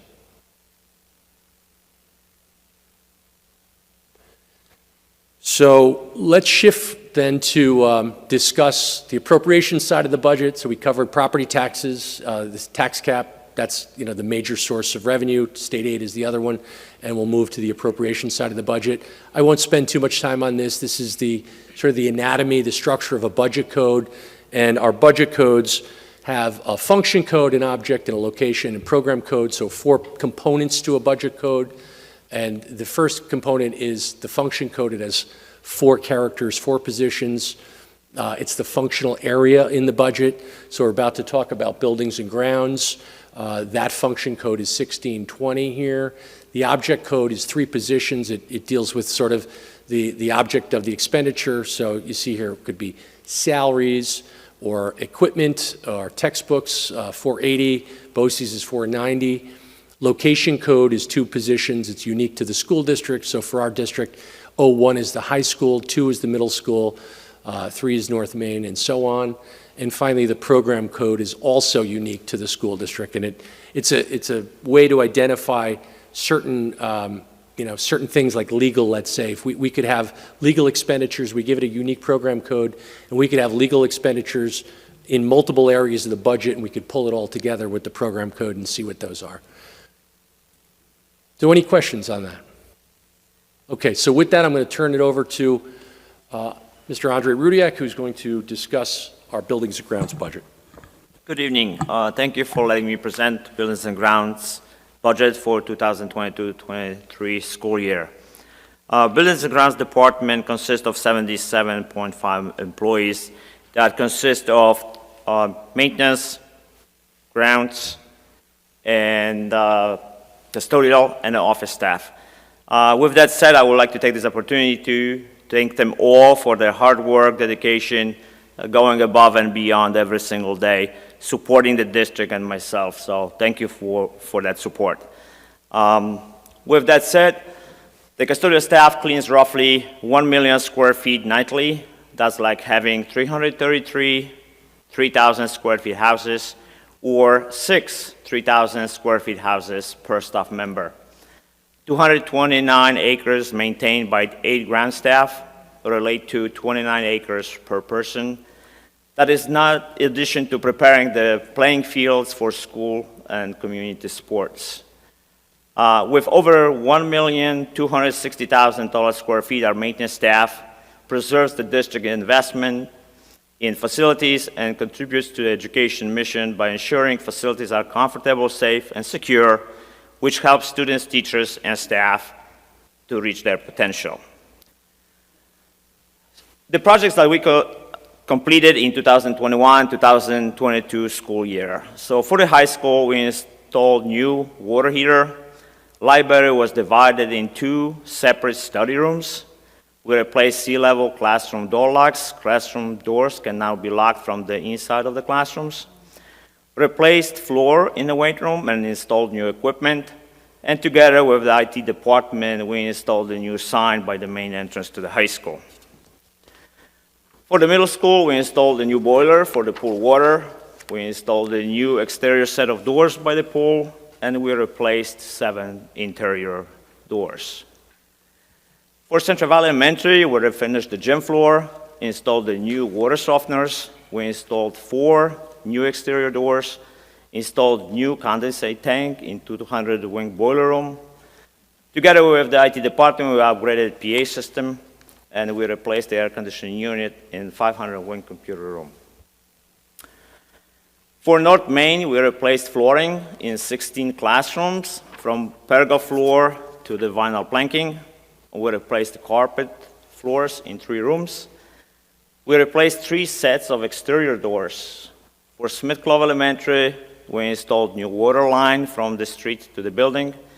And again, together with the IT department, we upgraded the PA system in that building. For Pine Tree Elementary, we replaced the floor in the main office with the new vinyl planking. We renovated and painted the library, repaired the brick on the outside wall by the gym, 500 wing classrooms, and the chimney. We installed the new lights in the cafeteria for the stage, and we installed 20 new classroom doors. For Safa Elementary, we installed a new water softener. For Michael Computer Center, we replaced the boiler. For the bus garage, we painted the exterior of the pole barn building and replaced 2 heaters. For the education center, we renovated second floor restrooms and the conference room. Athletic fields, improvement was done on the field number 2 and 20. The field were leveled and clay was added to eliminate issues with the standing water. Improvements to the drainage on the cross-country trail. We filled and put the fill in, the topsoil was added, and the trails were seeded. Safety and security, we installed the security vestibules at the high school, middle school, North Main, and Education Center. Proposed projects for 2022-2023 school year: middle school, paving the picnic table area outside the cafeteria, and replace pool ultraviolet light system. For North Main, replace flooring in the classrooms, and repair outside second floor wall facing the loading dock. And for Central Valley Elementary, renovate the boys' gang restroom in the 400 wing, paint the wall in the gym, and replace wall panel mats. So, executive summary for 2022-2023 school year. Operation and maintenance management code is down 11,500, and the reason for that is we finished our building condition survey this year. We do not have to do that next year, so that code went down. For operation and maintenance custodial staff, custodial went up for $56,116, and the reason for that is the supply for custodials is going up every single day. As well, we lowered the code last year for uniforms for the custodians. That price also went up, and we're running out of money this year, so we add the money there for that. And we also add the money, we're buying the bottled water for 4 of our buildings for children to drink. That cost also is going up, so we add the code for that as well. On operation and maintenance grounds is up $87,325. The reason for that is I'm proposing to buy a new truck with a plow and a hydraulic hookup for the salt spreader. This year we used one of our older trucks, and it was kind of unsafe putting that much of a weight on the truck that is rusting out. So that's partially why that code is going up. The maintenance code is going up of $191,200. The reason for that code is I'm proposing to purchase 2 maintenance trucks with plows and a maintenance body on it. One truck was obsolete a couple of months ago. It went to the point that it was not repairable anymore. And the second truck is 2008 truck. The plow doesn't work on it, and we're using every single truck for plowing our parking lots and roadways to have our buildings open. Also, our supply for electrical, plumbing, heating, carpentry, every single item that we're purchasing right now, the price on it is just skyrocketing on that. We also inherited through IT project, 40 AC units for IT closets, which we have to maintain now. So in that budget code, we also put some money there to keep those units maintained and investments on them. Buildings and grounds improvement went up for $53,000. So as I previously stated, proposed projects for this coming year. I have our contractors from different venues come in, give us the proposals. To be able to do those projects, that code will have to go up $53,000. And operation and maintenance utilities is up $338,012. And the reason for that is we evaluated our cost for our electric, gas, oil, and water, sewer. So all that goes up. We also looked at, or we're paying like the sewer tax from this code, and Village of Woodbury, last year that tax went up a lot. So we did not have enough money in that code, so we have to allocate more money in that code to cover that expense as well. So total operation and maintenance is up $714,153. So this slide here pretty much does overview what I just explained it. On the left-hand side, you have the codes, like 1,500 is for management, 1,600 is for custodial, grounds, maintenance, buildings improvements, and utilities. The next column is 2022, 2023 proposed dollar value for each code. The next column is 2021-22, which is this year's amount that is there. And then we have a percentage change. Some went down, some went up. And the last column is actually dollar amount of the change. As you see, the change for buildings and grounds budget is going up 15.48%.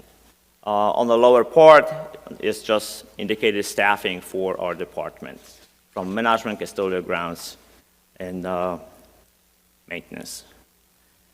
So budget goals for 2022, 2023, continue to maintain a high level of cleanliness and maintenance, maintain the capital investment in the district facilities and fields, replacement of the maintenance and custodial equipment that is no longer serviceable or reliable, and continue to conserve energy to minimize the district cost to operate. Ongoing look ahead, continue to work on the capital project, continue to use chemical-free auto scrubbers and green cleaning products, continue to be fiscally responsible for custodial supplies and overtime control. With that, any questions? Good job. Okay, so we're going to talk just for a couple of minutes about our security safety budget, and just point out one change here. You see I have 1622 in parentheses. Last year, the functional code was 1623. We changed it to 22 because it aligns better with the state controller's chart of accounts. So I listed here operational objectives and tasks. So these are just some of the things that our safety security department does every day. I won't read through everything, but they're integral to providing support and assistance to building administration and staff in maintaining a safe, secure, and healthy school environment. They every day coordinate and support arrivals, dismissals. There's a lot of vehicular and pedestrian traffic, particularly at middle school and the high school. They're right in the middle of that every day, managing that. Provide support and security for all sorts of events, athletic events, extracurricular events, activities, meetings. They operate the school management system, admitting people, screening people, all that sort of thing. Supervise and monitor school congregate areas. So this is something, again, that happens every day. Hallways, cafeterias, et cetera, ensuring an orderly, congenial, safe school environment conducive to learning. So, they're an important piece of making our schools conducive to learning. Actively intervene when there's an issue or problem. They monitor the school camera systems, and that's important because we're able to leverage our capabilities. One person looking at a computer screen for 12 cameras can deploy someone to a hallway or a stairwell. So that's an important component. We're always evaluating where our cameras are, how many we need, do we have appropriate coverage, and there's a piece in the budget that deals with that, additional cameras. And finally, they manage and review footage after the fact. Events happen, things happen. We want to look back and see what really happened, and they're the ones who largely do that. So just a couple of things related to the budget. Staffing changes in the works. We're proposing to hire more full-time safety officers in place of some of the part-time positions and substitute officers we've used in the past. This will provide more consistent and reliable safety coverage. We're also intend to assign some of this new full-time staff to regular weekend shifts, so that would reduce overtime and eliminates the need for certain staff to have to work on the weekends. Many times they don't want to, and we ask them to. The other thing here, equipment requests and considerations. There's a $50,000 equipment line there, and that would be for the evaluation or piloting of bathroom vape detectors. We had a little discussion at one of our prior meetings about that, and then the additional digital video cameras to supplement our existing cameras. So, this is just the schedule, the grid of budget codes, and the one thing that I forgot to mention, we've included payroll and staffing items in this budget. We will do that also with transportation, just based on some of the changes that are occurring in those areas. Otherwise, we're going to talk about the payroll or the staffing aspect of each one of these departments at our April 6th meeting. So, again, I won't go through everything. One notable change here is this health and safety salaries. Last year, that was zero because we outsourced the management of the department. We now have a full-time security director and a new part-time clerical support for that department, so that's why there was an increase here. The other thing I think is notable is we've reduced the overtime from $225,000 to $195,000. If we think what we think happens, we could presumably reduce that overtime line even more into the future. It's difficult, it's unpredictable, sometimes when you're going to need overtime and how much you're going to need based on activities. Our schools are very busy on the weekend and at night, so there's always a need for additional safety coverage. The other notable change here in the budget is the reduction in the security professional fees line from $661,000 to $581,000. And so that line now for next year is almost entirely about the school resource officer fees, some of the expenses associated with that program, such as equipment, and there's a few other little professional services that are in there. So otherwise, the budget-to-budget change, as you see here in the lower right-hand corner, is 1.24%.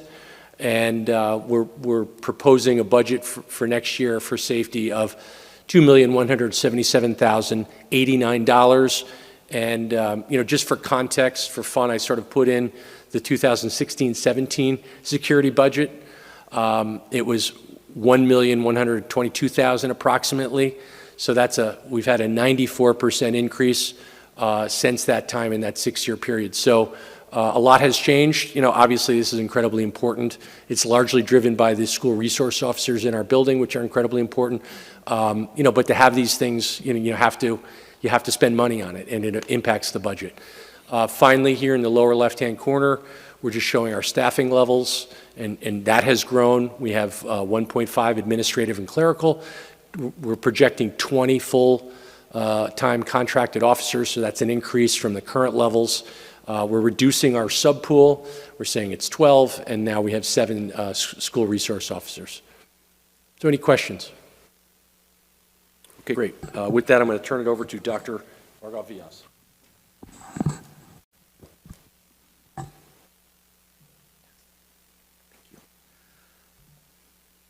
Good evening, everybody. I want to start thanking all our parents, students, support staff, board members, administrators, teachers. Last 3 years, it's been a roller coaster ride for technology. If you remember, in 2019 school year, we started with first couple of days with virtually no technology, to the year we ended fully remote with completely online. Then it was remote learning, hybrid, and then now back to in-person. And it's been a very sometimes difficult or interesting roller coaster ride. So big thank you to all who have supported us throughout this process. Technology department budget is basically a process that starts from October-November timeline. We work with the department chairs, in collaboration with department chairs, technology committee members, administrators, my colleagues, and ultimately to Mrs. Rodriguez as a superintendent. Once the budget basically put together, then we work with the business office, with Mr. Cahill's office. Some of the technology initiatives that we have working throughout this year is, one of our biggest highlight this year is our high school student technology help desk. We have about 8 consistent students who are coming in. We have 6 juniors and 2 seniors students. They're helping basically us to work with all the students who have one-to-one devices. If you remember, in 2019, we were about 4,000 devices, and then ultimately we are one-to-one now. So the devices are pretty much 3 times more. And from a staffing-wise, obviously, we didn't grow 3 times more. So we had to make sure that we take our students' help in the process. We have our MCC technology department staff also work in conjunction with them. The students are extremely bright. They have completed the online technology repair courses, as well as the online privacy courses, to understand the value of the data that they are seeing it. Another initiative that we are continuing is implementation of the smart flat panels. Historically, district has smart boards in place. In the last 4 years, we have replaced all the K5 buildings except Sapphire. So Central Valley, North Main, Pine Tree, and Smith Clove, they all have the new smart panels. Next year, we are looking to add Sapphire into that list as the smart panels, and ultimately replace all the aging smart boards with a smart panel that will improve our teachers to teaching that implementation of technology into the curriculum. We also have some families who for a variety of different reasons, do not have the stable internet at home. So we do provide them the hotspots on an ongoing basis to make sure that the students, when they go home, they have the internet, a reliable internet access at home. Another exciting initiative that we are working with the athletic director and now the high school principal, Ms. Hawk, is esports. Esports is the fastest growing sport in the country right now. And it's just not the sport. It allows our students to basically work in collaboration of various not just the technology, but math, science, and physics contacts. It also works along with the new computer science standards and the ISTE standards. The goal for this year is to work with the gaming club that we have and a coach and convert high school lab, computer lab C. So the students will be pretty much redesigning the lab and then work with each other and coach to say, hey, what does the esports room look like? And the goal is to, over the summer, completely revamp that room and then be ready to offer the esports starting in September. We are partnering with the Northeastern Regional Information System Center, that they have a really good experience in this area. Our students will be able to participate in online tournaments along with learning the various educational concepts. This is high school lab C. Is that the projected photo? No. So, well, we don't, not yet. No, this is another piece that's coming. So the next one is robotics. Working with Dr. Hassler and high school technology department, we are looking to eventually move from Lego Robotics to the VEX Robotics. VEX Robotics is coming along as a new initiative, but it's really the same process that we're working. This kits will allow us to use our Chromebooks along with controlling the robotics kit. So this year we are piloting one kit, and so far the feedback from teachers are both teachers are really good. We will be expanding this to the 24 kits so that every single student will have their own robotic kit in the technology department when they take the various courses like computer integrated manufacturing, introduction to automation power, and principles of engineering. We continuously expanding the multi-factor authentication to improve our cybersecurity. We currently have 40 users. We are looking to add more users to make sure that we are providing secure and safe access to them. Wide area network and internet bandwidth. As we add more devices, we are continuously keeping an eye on our WAN and internet bandwidth speed. Last year, we increased our bandwidth from 1 gig to 3 gig, and all our internal networks are connected. All our internal buildings are connected to 10 gig back to the computer center, except North Main and transportation, because they have a low footprint in terms of technology. Digital den, so you will look at the picture at the bottom. This is a pilot that we are looking at North Main. This is the same room that we used to have a computer lab in North Main. So now we are all one-to-one, and also the implementation of new computer science standards will allow us basically to envision this room, what we can do in terms of changing this room. So this is really flexible seating. This allows the teachers to move around, but also allow the students to be more creative with the various technology that we will be implementing. So this is a concept. This is a drawing. Ultimately, the goal is to work over the summer to convert that room as a pilot, and then we will learn from that pilot, and the goal is to start changing the computer labs in every single building, very similar to what this picture looks like. We continuously maintaining one-to-one device in 2019 because of the board approval, because of timely approval from board, we are able to roll out all the devices very quickly. So 99.6% of our students still have the district assigned devices, and then we continue to support them. Along with various technology, it's critical to improve the data privacy and also cybersecurity. We are pretty much 4 to 5 times a year we send out the phishing campaign, and this is becoming a part of the norm for us.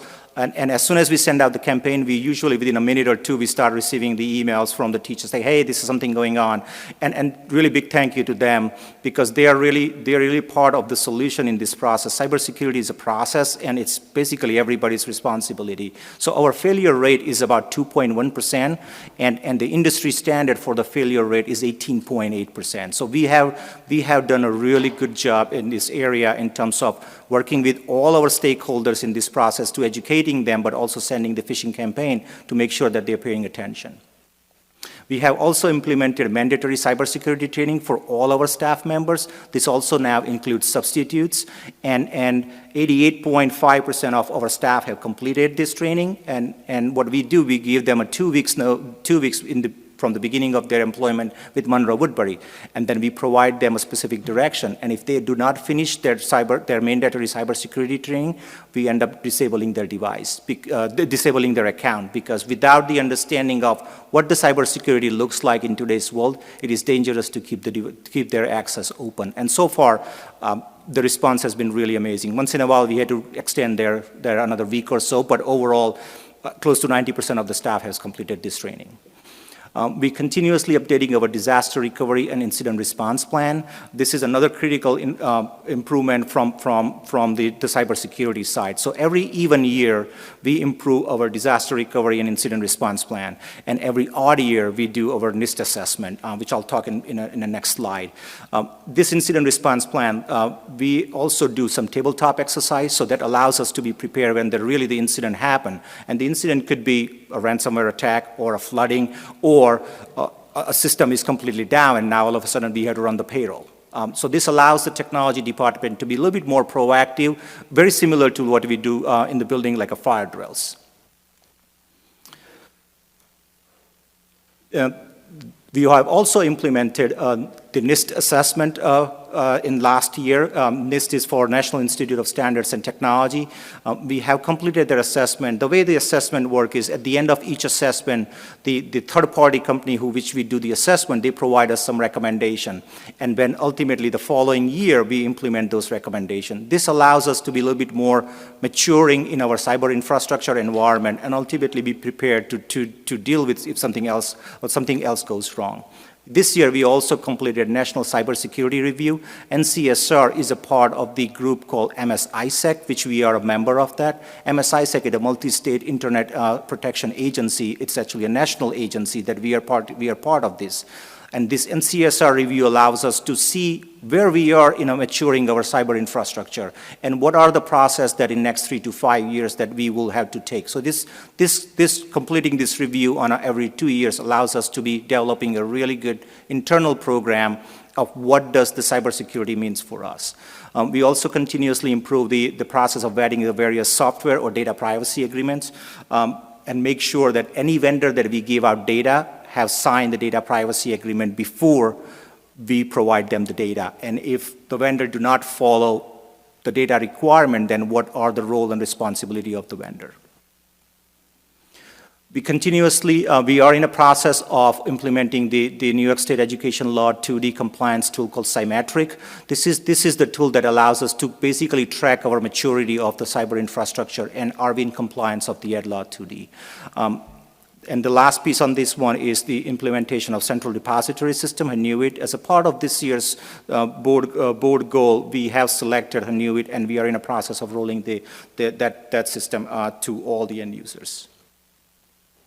Preliminary recommendation for technology. There are 4 codes in technology: instructional, data processing, library media, and central printing. Dr. Hessler earlier mentioned the first code is where Dr. Hessler mentioned about the digital licenses. So that is the reason the change is a little bit higher, the increase is a little bit higher. It's about 11.33%. If we take out that 150,000 that he mentioned earlier, budget to budget increase is actually 2.89%. So it's critical to make sure that we are aligning that. Also, the question came up during Dr. Hessler's presentation of the cost of multi-year versus multi-year versus the year-to-year. Generally, in digital license world, when we do the multi-year deal, multi-year agreement, it's about 40% less. So it saves the district quite a few of money.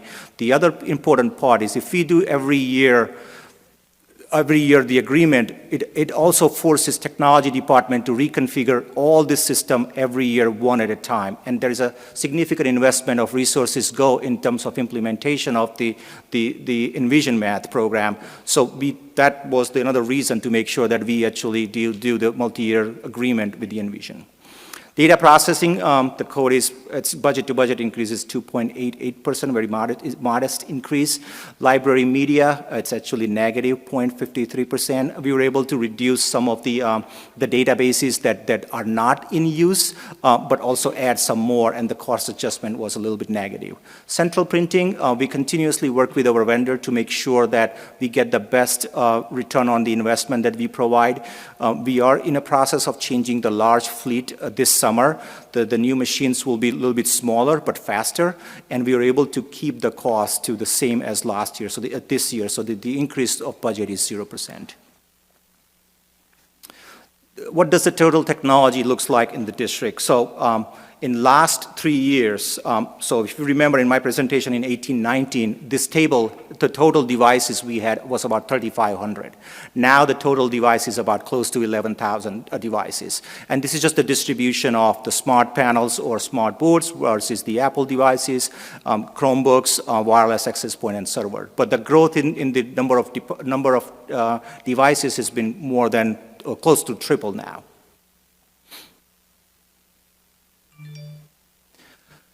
This is another data points about how many trouble tickets that we closed. So in 2019-2020 budget, we closed, at that time, we did not have the help desk for the parents and students. Also, we did not have student walk-ins. So the total tickets we closed was 2930. The 2020-2021 school year, we started, this was the year with the COVID. So we had to open a student help desk so the parents and students can ask for the help online.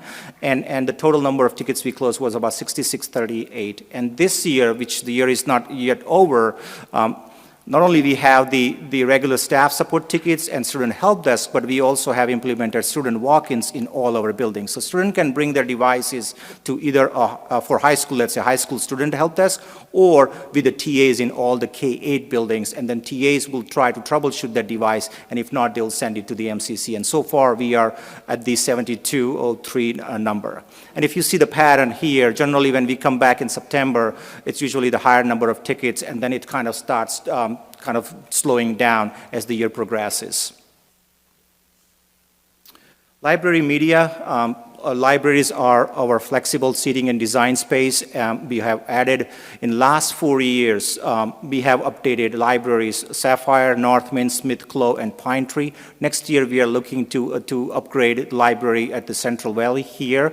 This change allows us to work collaboratively with all the students, but then it creates the collaboration of spaces with enhanced technology, and it also allows some quiet area for small group integration. Continuous on the hybrid library highlights. Big thank you to our library media specialists and clerical support.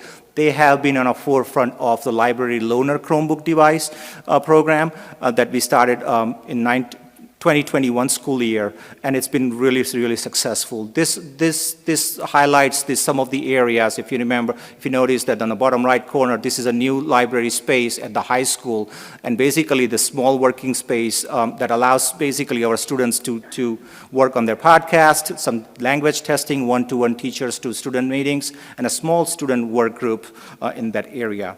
Just to give you the idea, the total K-12 circulation that combines the physical books, e-books, and audiobooks this year is about 80,000. Last year, it was about 57,000. And the year is not over yet. I want to end this presentation with a big thank you to technology department support staff. They have been on the forefront with this, and I could not have done what we are doing without their help. So thank you all. I have a question. Sure. So not really related to the budget so much, Margaret, but you talked about the phishing. Is there any concern with the student emails? Because I know they use it for College Board or ACT or... That's a great question. We are looking into the solution to how do we bring at least our high school student into that conversation. So we are planning to expand Know Before. We don't have all the facts yet, but we are looking into expand it to see now we are really good with the staff. What can we do the next step for our students? So yeah, it's coming. Thank you. Thank you. Bhargav, I know in the past you've said that Chromebooks have a shelf life, and with the one-to-one ratio out there now, and a lot were pushed out at once, is there a plan in place for replacement, and how is that going to fit into the budget going forward?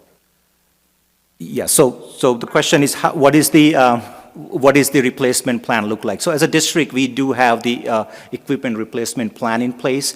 If you remember in 2019-20 school year, we have purchased at one point about 3,000 Chromebooks. What we are doing is we are now staggering those replacements of those Chromebooks. So now we have a plan in place about average 12 to 1,400 Chromebooks that we are replacing every year, and that is built into that. However, there will be 1 year, which is the 2026 school year, that we may have to order about 2,000 Chromebooks instead of 1,200 to 1,400 Chromebooks. So working very closely with Mr. Cahill to make sure that we're keeping an eye on that, and also making sure that our equipment recycle program is continuously improved. Is there a cost to recycle these? In fact, well, generally, yes, but we actually are able to sell some of the devices and able to get some money back. We do have a recycle program in place, but because of last few years, Chromebooks, if you remember, because of supply chain, not many districts actually got their devices. So we were good in terms of planning our purchases very well in advance to make sure that we have the devices. So the old device that we discarded, we were able to sell those devices to some of the companies or some of the companies who were looking to buy back those devices. So we are able to recover some money from that. Thank you. Thank you. Thank you.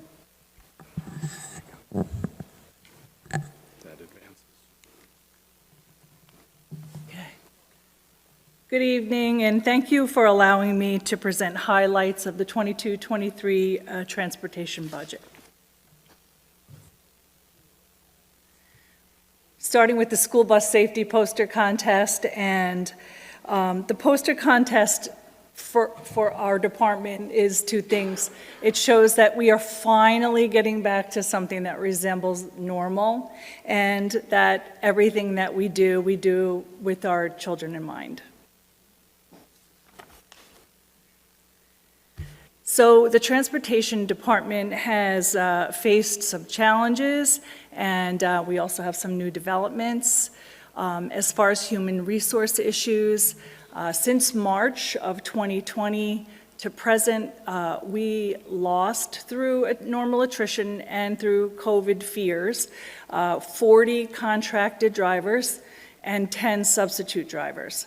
Another challenge that we experience daily is absenteeism of regular drivers, at approximately 15% of our drivers absent each day. The highest point was in December with the resurgence of Omicron, COVID, and so we had 31% of our drivers were absent, and at the lowest point, we averaged about 7%. As far as employee recruiting, in that same period of time, since March of 2020, we've only been able to replace 20 of those 50 drivers that we lost, and because we're dealing with the national driver shortage. So to combat that, we have active incentives to recruit and retain new staff. We have new driver hiring incentive. If you come and drive for Monroe-Woodbury and you stay for a certain period of time, you will get an incentive, $1,500, which is very nice. We increase the rate of pay for experienced drivers using the step scale. For example, if you have so many years of experience, we have leeway to start a driver at a higher rate so we could be more competitive. We instituted a driver referral program, meaning if you're a CSEA employee and you refer somebody and they take the job here at Monroe-Woodbury, they will receive a referral bonus, which is nice, $250, after the driver has been here for a period of time. We've hired a new 19A examiner trainer, Lisa. She's instrumental in helping our existing trainer to, bump up our sub pool, because at this point, it's really important. We need to just keep hiring. And so this is our transportation personnel slide. And so basically, the increase here from year to year is based on contractual obligations, the drivers and monitors and staff who receive a step increase, and longevity. And this also includes our new trainer and our routing specialist. Those two positions we're bringing on this year and that had not been previously budgeted for. So that's the increase there. 3.95%.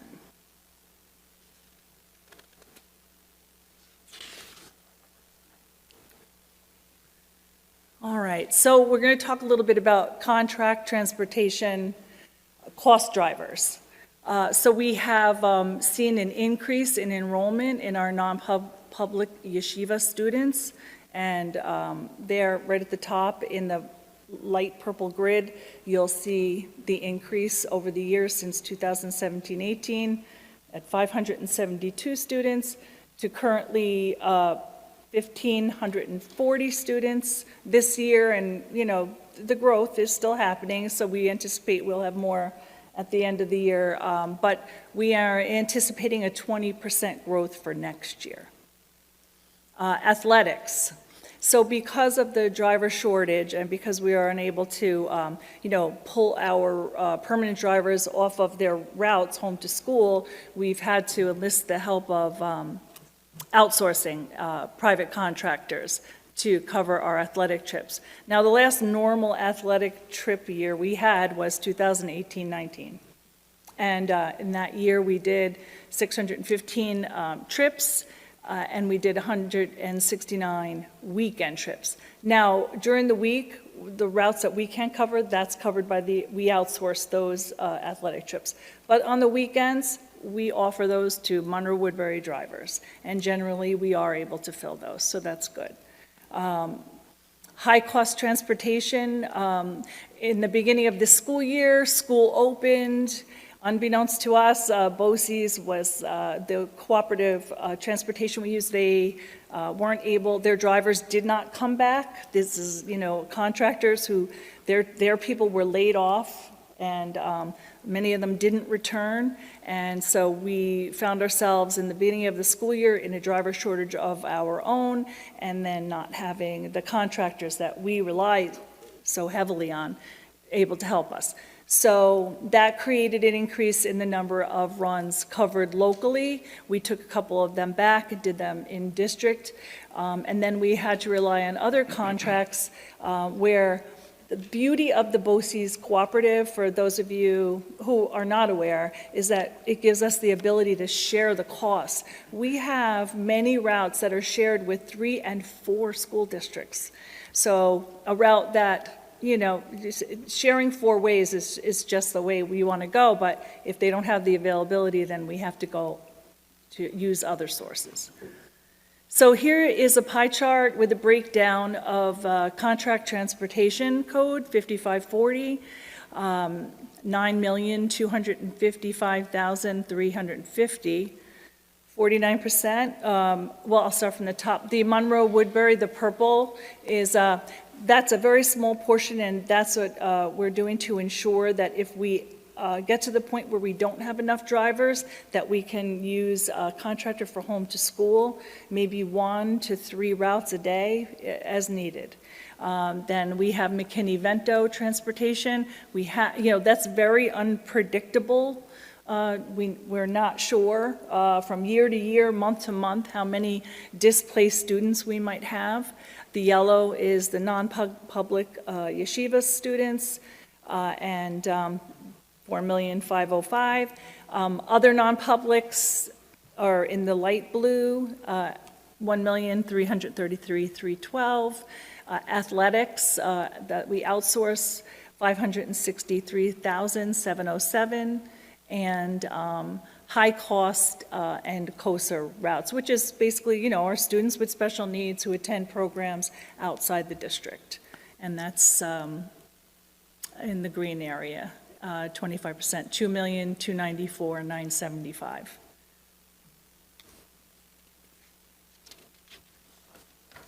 Okay, so transportation expenditures. We, just like Andre, has already told us, we're experiencing the same. Price of parts has increased dramatically, sometimes up to 50% more.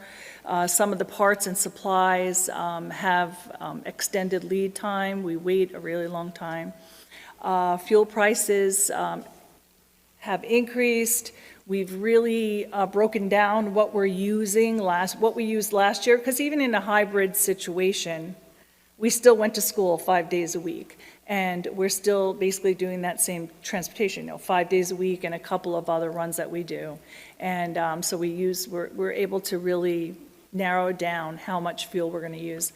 But and we budgeted according to, we put a little, I'm sure we'll get through this year as long as the trend, is different than it is today. I know if anybody fueled this week, what's happening. So we have a global problem right now. So in the transportation expenditures, we have a budget-to-budget change of 37.7%. Mainly, the increase is 88.47% in our contract transportation code.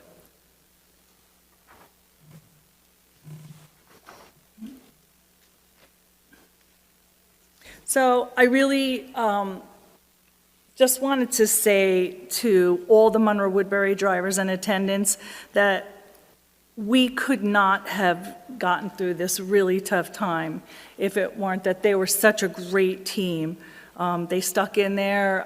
These have been really difficult times for us, and I just wanted to thank each and every one of them, the dispatchers, mechanics, attendants, drivers, everyone.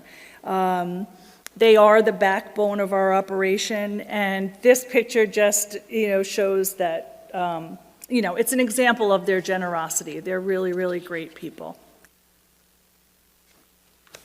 And as far as the bus purchases this year, we are not asking for new buses this year. We are in the process of downsizing our fleet. Over this past year, you've seen the surplus memos that have come asking to surplus vehicles. We've downsized the fleet from 149. Currently, we have 123 vehicles. We would like to bring it down a little bit more to 114 vehicles, but we're going to take our time with that because we want to make sure our contractors are in good form and ready to do the job that we need them to do before we before we surplus too many vehicles. And we want to make sure, because if a bus is laid up for any period of time, we have to be able to wait for parts. It's like the slide before I mentioned that the lead time is is long on replacement parts. So we want to make sure we always have enough vehicles. So we will not be asking for a bus purchase this year.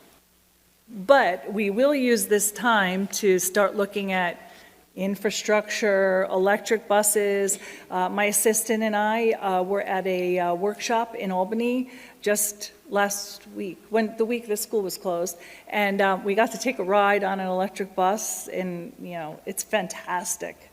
But it purrs. So we really, really enjoyed that ride, and we learned a lot. It was just 2 days of workshops, and we learned about a lot of new technologies and things that are we want to be there. We'd love to pilot a program, even if it gets to that point. So we are really looking into those alternate fueled vehicles. And Mr. Kravitz would love to come to your house and cook for you. No, this is our employee appreciation picnic.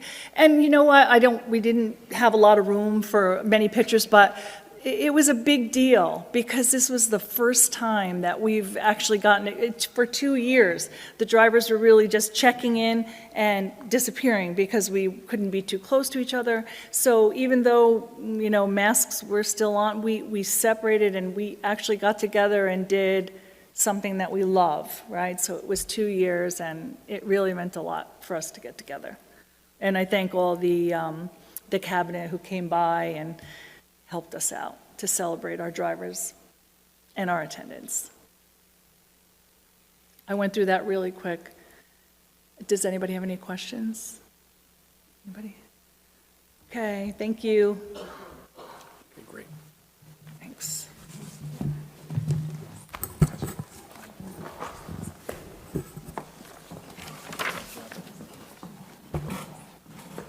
Yeah, it's bright, huh? Yeah, just close the thing. Those light bulbs are like $1,000. Those in there? Yeah. No, I don't know if they're 1,000, but they're like 100. $300. They're a lot. Because one day I was looking at this, and then one of the IT people came over and they were like,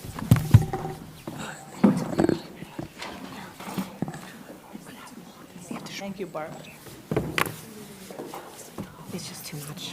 It's too much to even try to retain. One meeting for that? I just sent it. Like you're taping it over?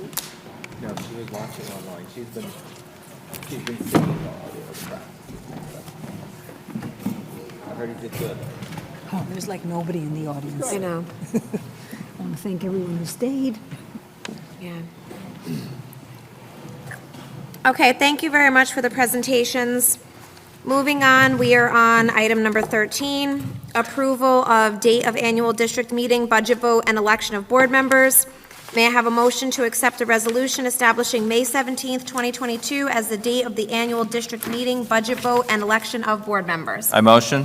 Second. All those in favor? Aye. Aye. Number 14, may I have a motion to appoint Dawn Tauber as the chairperson and Michael Siriello as the alternate of the May 17th, 2022 budget vote and election? Motion. Second. All those in favor? Aye. Aye. Approval of the attached legal notice. May I have a motion to accept a resolution approving the legal notice related to the budget hearing and vote and election? I motion. Second. All those in favor? Aye. Aye. Resolution to nominate the 2022-2023 Orange Ulster BOCES board candidates. It is Mr. William Boss, David Eaton, and Edwin Estrada, which I will be voting on, I believe, in the first week of April. May I have a motion? I motion. Second. All those in favor? Aye.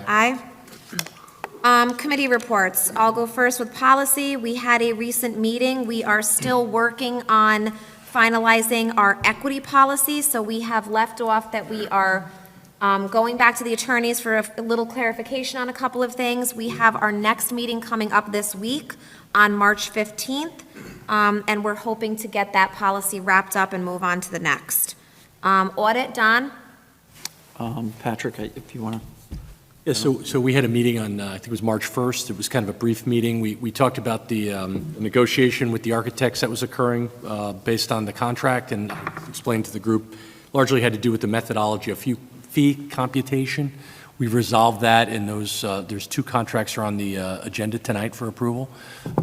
We also talked about upcoming meeting dates, and we kind of agreed we would have a meeting discussing more specifics in terms of scope of the capital project on April 27th, like we said, on or about the 27th, and then another meeting, a larger meeting, where we kind of roll out the referendum and the scope of the project on June 15th, our mid-June board meeting, where we do that. So that's really it. Andre covered renovation projects, some of the things that are happening in the buildings. There always seems to be something happening. A pipe is leaking or breaking, so, we can't get some of this stuff done soon enough. Okay, and I'll just note that our next audit meeting is next week on March 17th, and our next facilities meeting is April 27th. Dawn, for visitation? We visited Central Valley a couple of weeks ago. I want to thank Mrs. Alt for taking us around and showing us the new library space. The minutes are available on our Board of Ed page, and our next visit is with the middle school next Tuesday. And anything for OU BOCES? So do you want me to defer to you to give an update as to the lobbying that we met with the elected officials the past couple of meetings? You want me to do? Sure. Okay. So we were able to attend. They were virtual meetings. Typically, we will go up to Albany to lobby. And unfortunately, with COVID, we are still meeting online virtually. So we met with Mr. Brabenak, Mr. Schmidt, Mr. Skoufis, and unfortunately, we did miss the meeting with Mr. Martucci, but we are going to plan a future meeting as with the the lines have been changed as of, I believe, January of next year, right, 2023? Yep. So Mr. Martucci will now be one of the representatives for Monroe-Woodbury District. So we are going to look to attempt to set up a meeting with his office as well. And I think that was it. I don't think there was anything else with OU BOCES. Okay, so thank you. That's all of our updates for the committees. Reports by student board representative. Unfortunately, Omer was unable to stay with us this evening. He did just have to leave to go take care of a family issue with his sister, so we wish him well, and he will give us an update at our next meeting later on this month. Matt for personnel. All right, thank you very much. Before I ask for approval of the items listed under personnel, just a few things to point out. One thing I'd like to point out are a number of retirements, some who, or one person who is in the audience. We have people who've totaled almost 200 years worth of experience here in the district. They include Kate Menzo, who is a teacher at Smith Clove, Deb Willis, who pretty much does everything we ask her to do in the school district. She's, one minute she's wearing a food service helper hat, and then she runs to Sapphire and she's a school monitor. Christine Ricker, who's our director of people personnel, who started here as a school psychologist and then was an assistant principal and has been in that role now for a number of years. Carrie Mishik has been great over at Pine Tree as a TA. Joe Balera is a custodian who's retiring. He's been at the middle school. He's one of the funnier people you'll ever meet. Donna Nemeth has been with us since 2005, which is a long time, and you just think about the number of kids that she's driven day in and day out. And Laura Gary, who's a TA in a classroom at the high school, but she's also the co-editor of the yearbook club, and she's retiring as well, so there's a loss. Happy for all of them, but with all that said, I ask for approval for the items listed under personnel. May I have a motion? Motion. Second. All those in favor? Aye. Patrick for business and financial. Yeah, so I would respectfully request the approval of the items listed under the business and financial section of the agenda, and I would just like to acknowledge a donation from the Shu family of a Gemhardt flute and piccolo, so a big thank you to the Shu family for thinking of the district. Motion. Thank you. Motion. Second. Second. All those in favor? Aye. Aye. May I have a motion to approve the arrangement of recommended first committees on preschool education, which is 21.1 to 21.4? Motion. Second. All those in favor? Aye. Aye.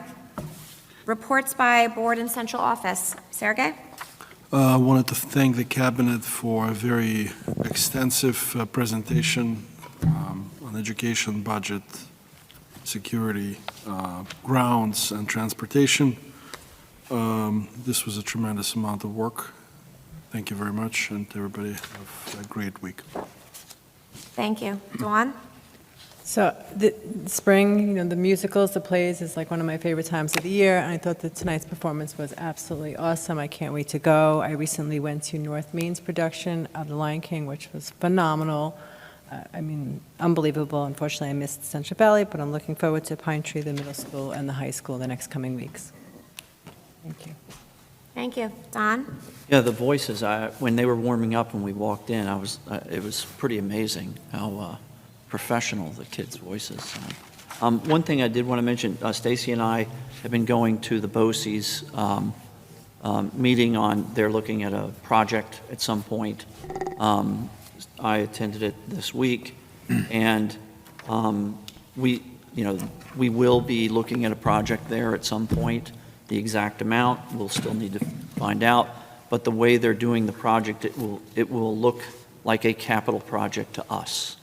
So we will have to go out and explain that to the public, which they said they're going to help. There'll be much more details in the future and what it involves and all that, but just to give people a heads up that there's a project coming from BOCES. I don't think they've upgraded in 20 years. Some of it's pretty basic, roofs, leaking, things of that nature. Some of the other stuff will get a little more scrutiny. That's it. Thank you. Suzanne? Yeah, I'd like to thank the Cabinet for their presentations. I know a tremendous amount of work goes into what you do, and I want you to know it's truly appreciated. I'd also like to thank the students for their wonderful performance. I'm really looking forward to going to see James and the Giant Peach. Yeah, I can't wait for that. And I'd like to thank Central Valley Elementary for hosting us tonight. Thank you. Have a good evening. Lisa? Yeah, I'd like to say that I so enjoyed the high school drama presentation. I thought the energy was fantastic and very contagious. Additionally, I'd like to mention that board packets for prospective candidates are available at the Education Center to pick up. They are due back no later than April 18th. Thank you. Markoff? So I attended last week the play performance by North Main, Lion King Jr. Amazing performance by students. Earlier today, I was able to get a sneak view of Disney's Newsy at the middle school. So good luck to them. Good luck to high school. Thank you. Eric? So I'd like to thank Bargoff. Bargoff mentioned in his presentation that there's an estimated 40% savings in the 6-year license versus the 1-year license. He's almost spot on, like spot on. I dug up, this is just for 6th grade. So first year startup costs for 6th grade would be $14,732, one-time cost. The annual cost for 6 years is $14,560 per year for a total cost of $87,360. So just 6th grade alone, over a 6-year span, will be $102,000. If we purchase the 6-year license, they give us the startup items for free, and the 6-year package is $58,947 for a total savings of $43,000 for over the life of the 6 years. That's just one grade level, so times 7. So it works out to be just about 40%. So. Thank you. Thank you. I was also asked to give an eye-opening enterprises update. My last update was at the December 15th Board of Education meeting. Quick update related to professional development. We used our last superintendent conference day on January 3rd, because when we were coming back from winter break, we used that day to determine our COVID rates to make sure that we had enough staff to be able to reopen school. And that day was a professional development day for staff. So we don't have the ability to be able to do the final module training for the trauma-informed classroom program that we're providing to the teachers. There are 4 modules. We've done 3, so that is going to be something that is going to be postponed until next year. In terms of the other initiatives, each of our school implementation teams continue to meet on a regular basis. We also had a joint meeting of all of the district implementation teams along with the district-wide equity task force on January 18th. We've also had district-wide equity task force meetings on February 8th and March 8th. One of the major initiatives that has come out of this group is working on something called the Community Resource Center, and that's something that is very much in its infancy phase right now, but we've created a subcommittee to begin to dig into that further to see how we could possibly implement a program within the school district.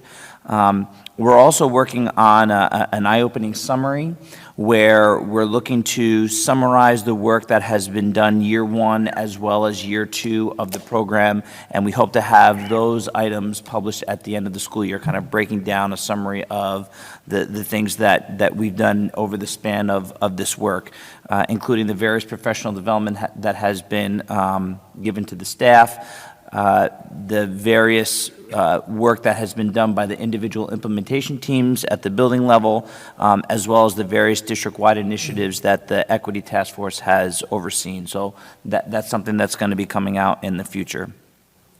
I was also asked to give just a really quick update about graduation rates, which came out a few weeks ago from the State Ed Department.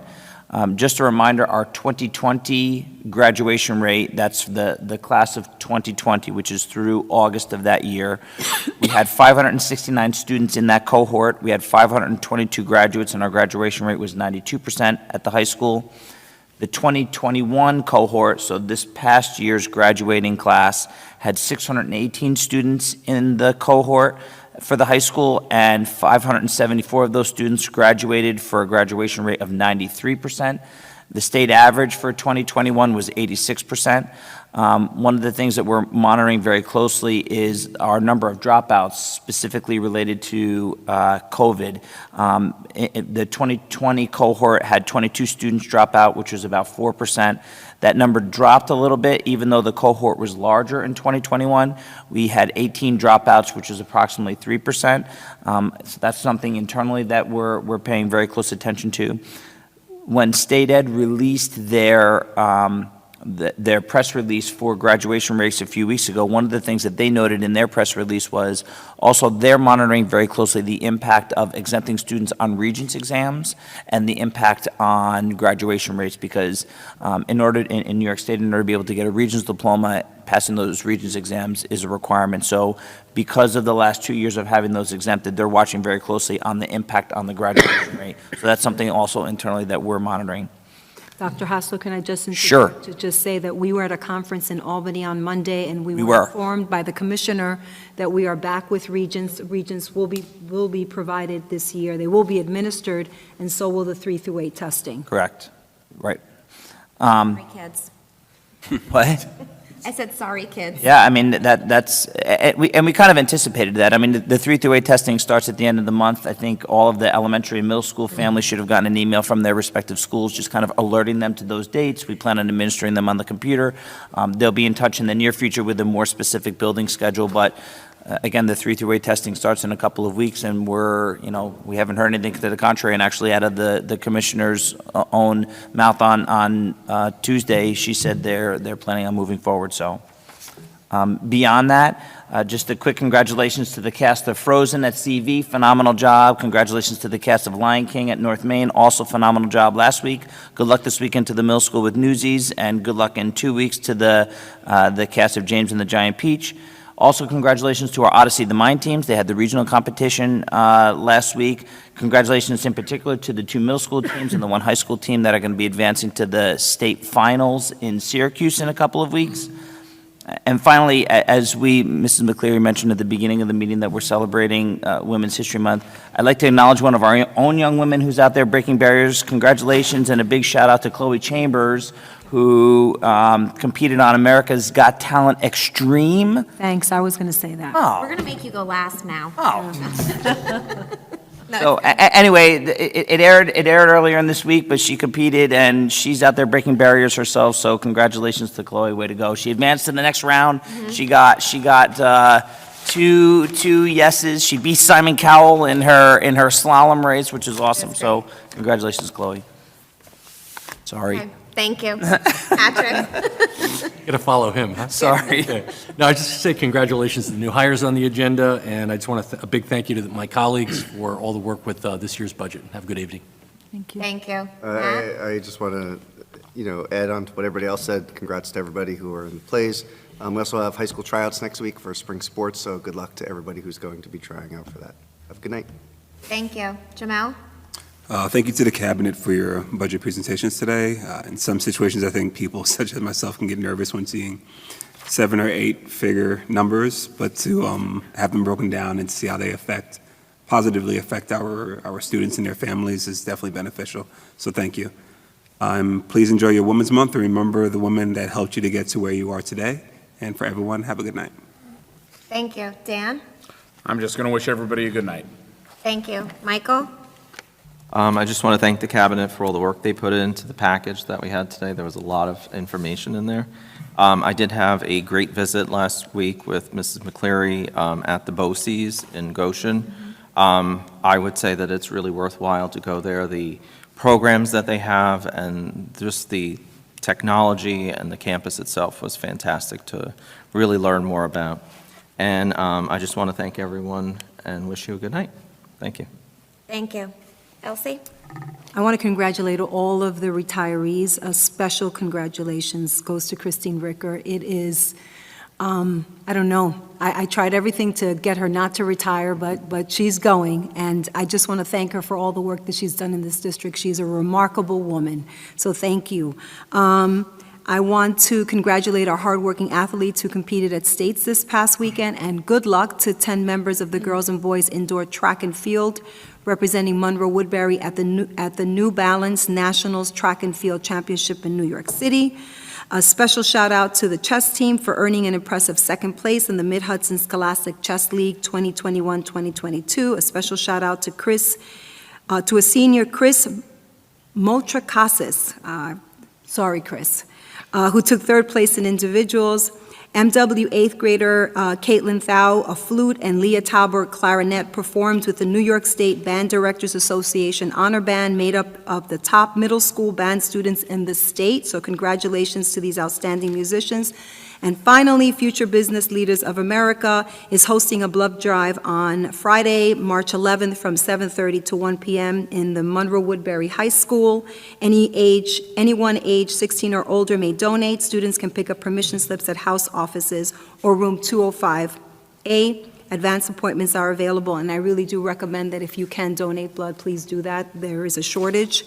And with that, I turn it over to you. Okay, thank you. I want to thank CV for hosting us again this evening.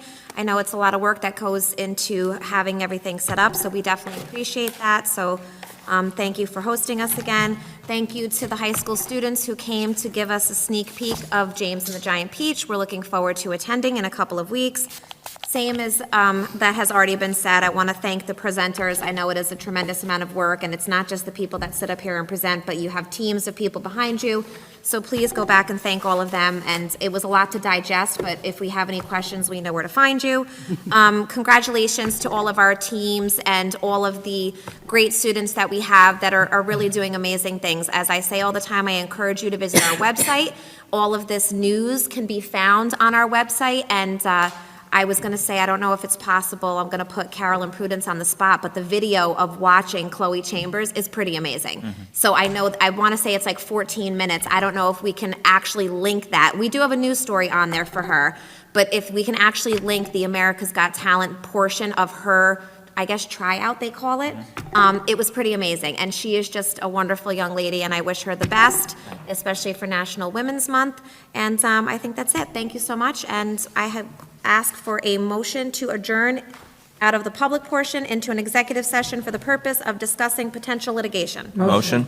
Second? Second. All those in favor? Aye. Aye. Meeting adjourned.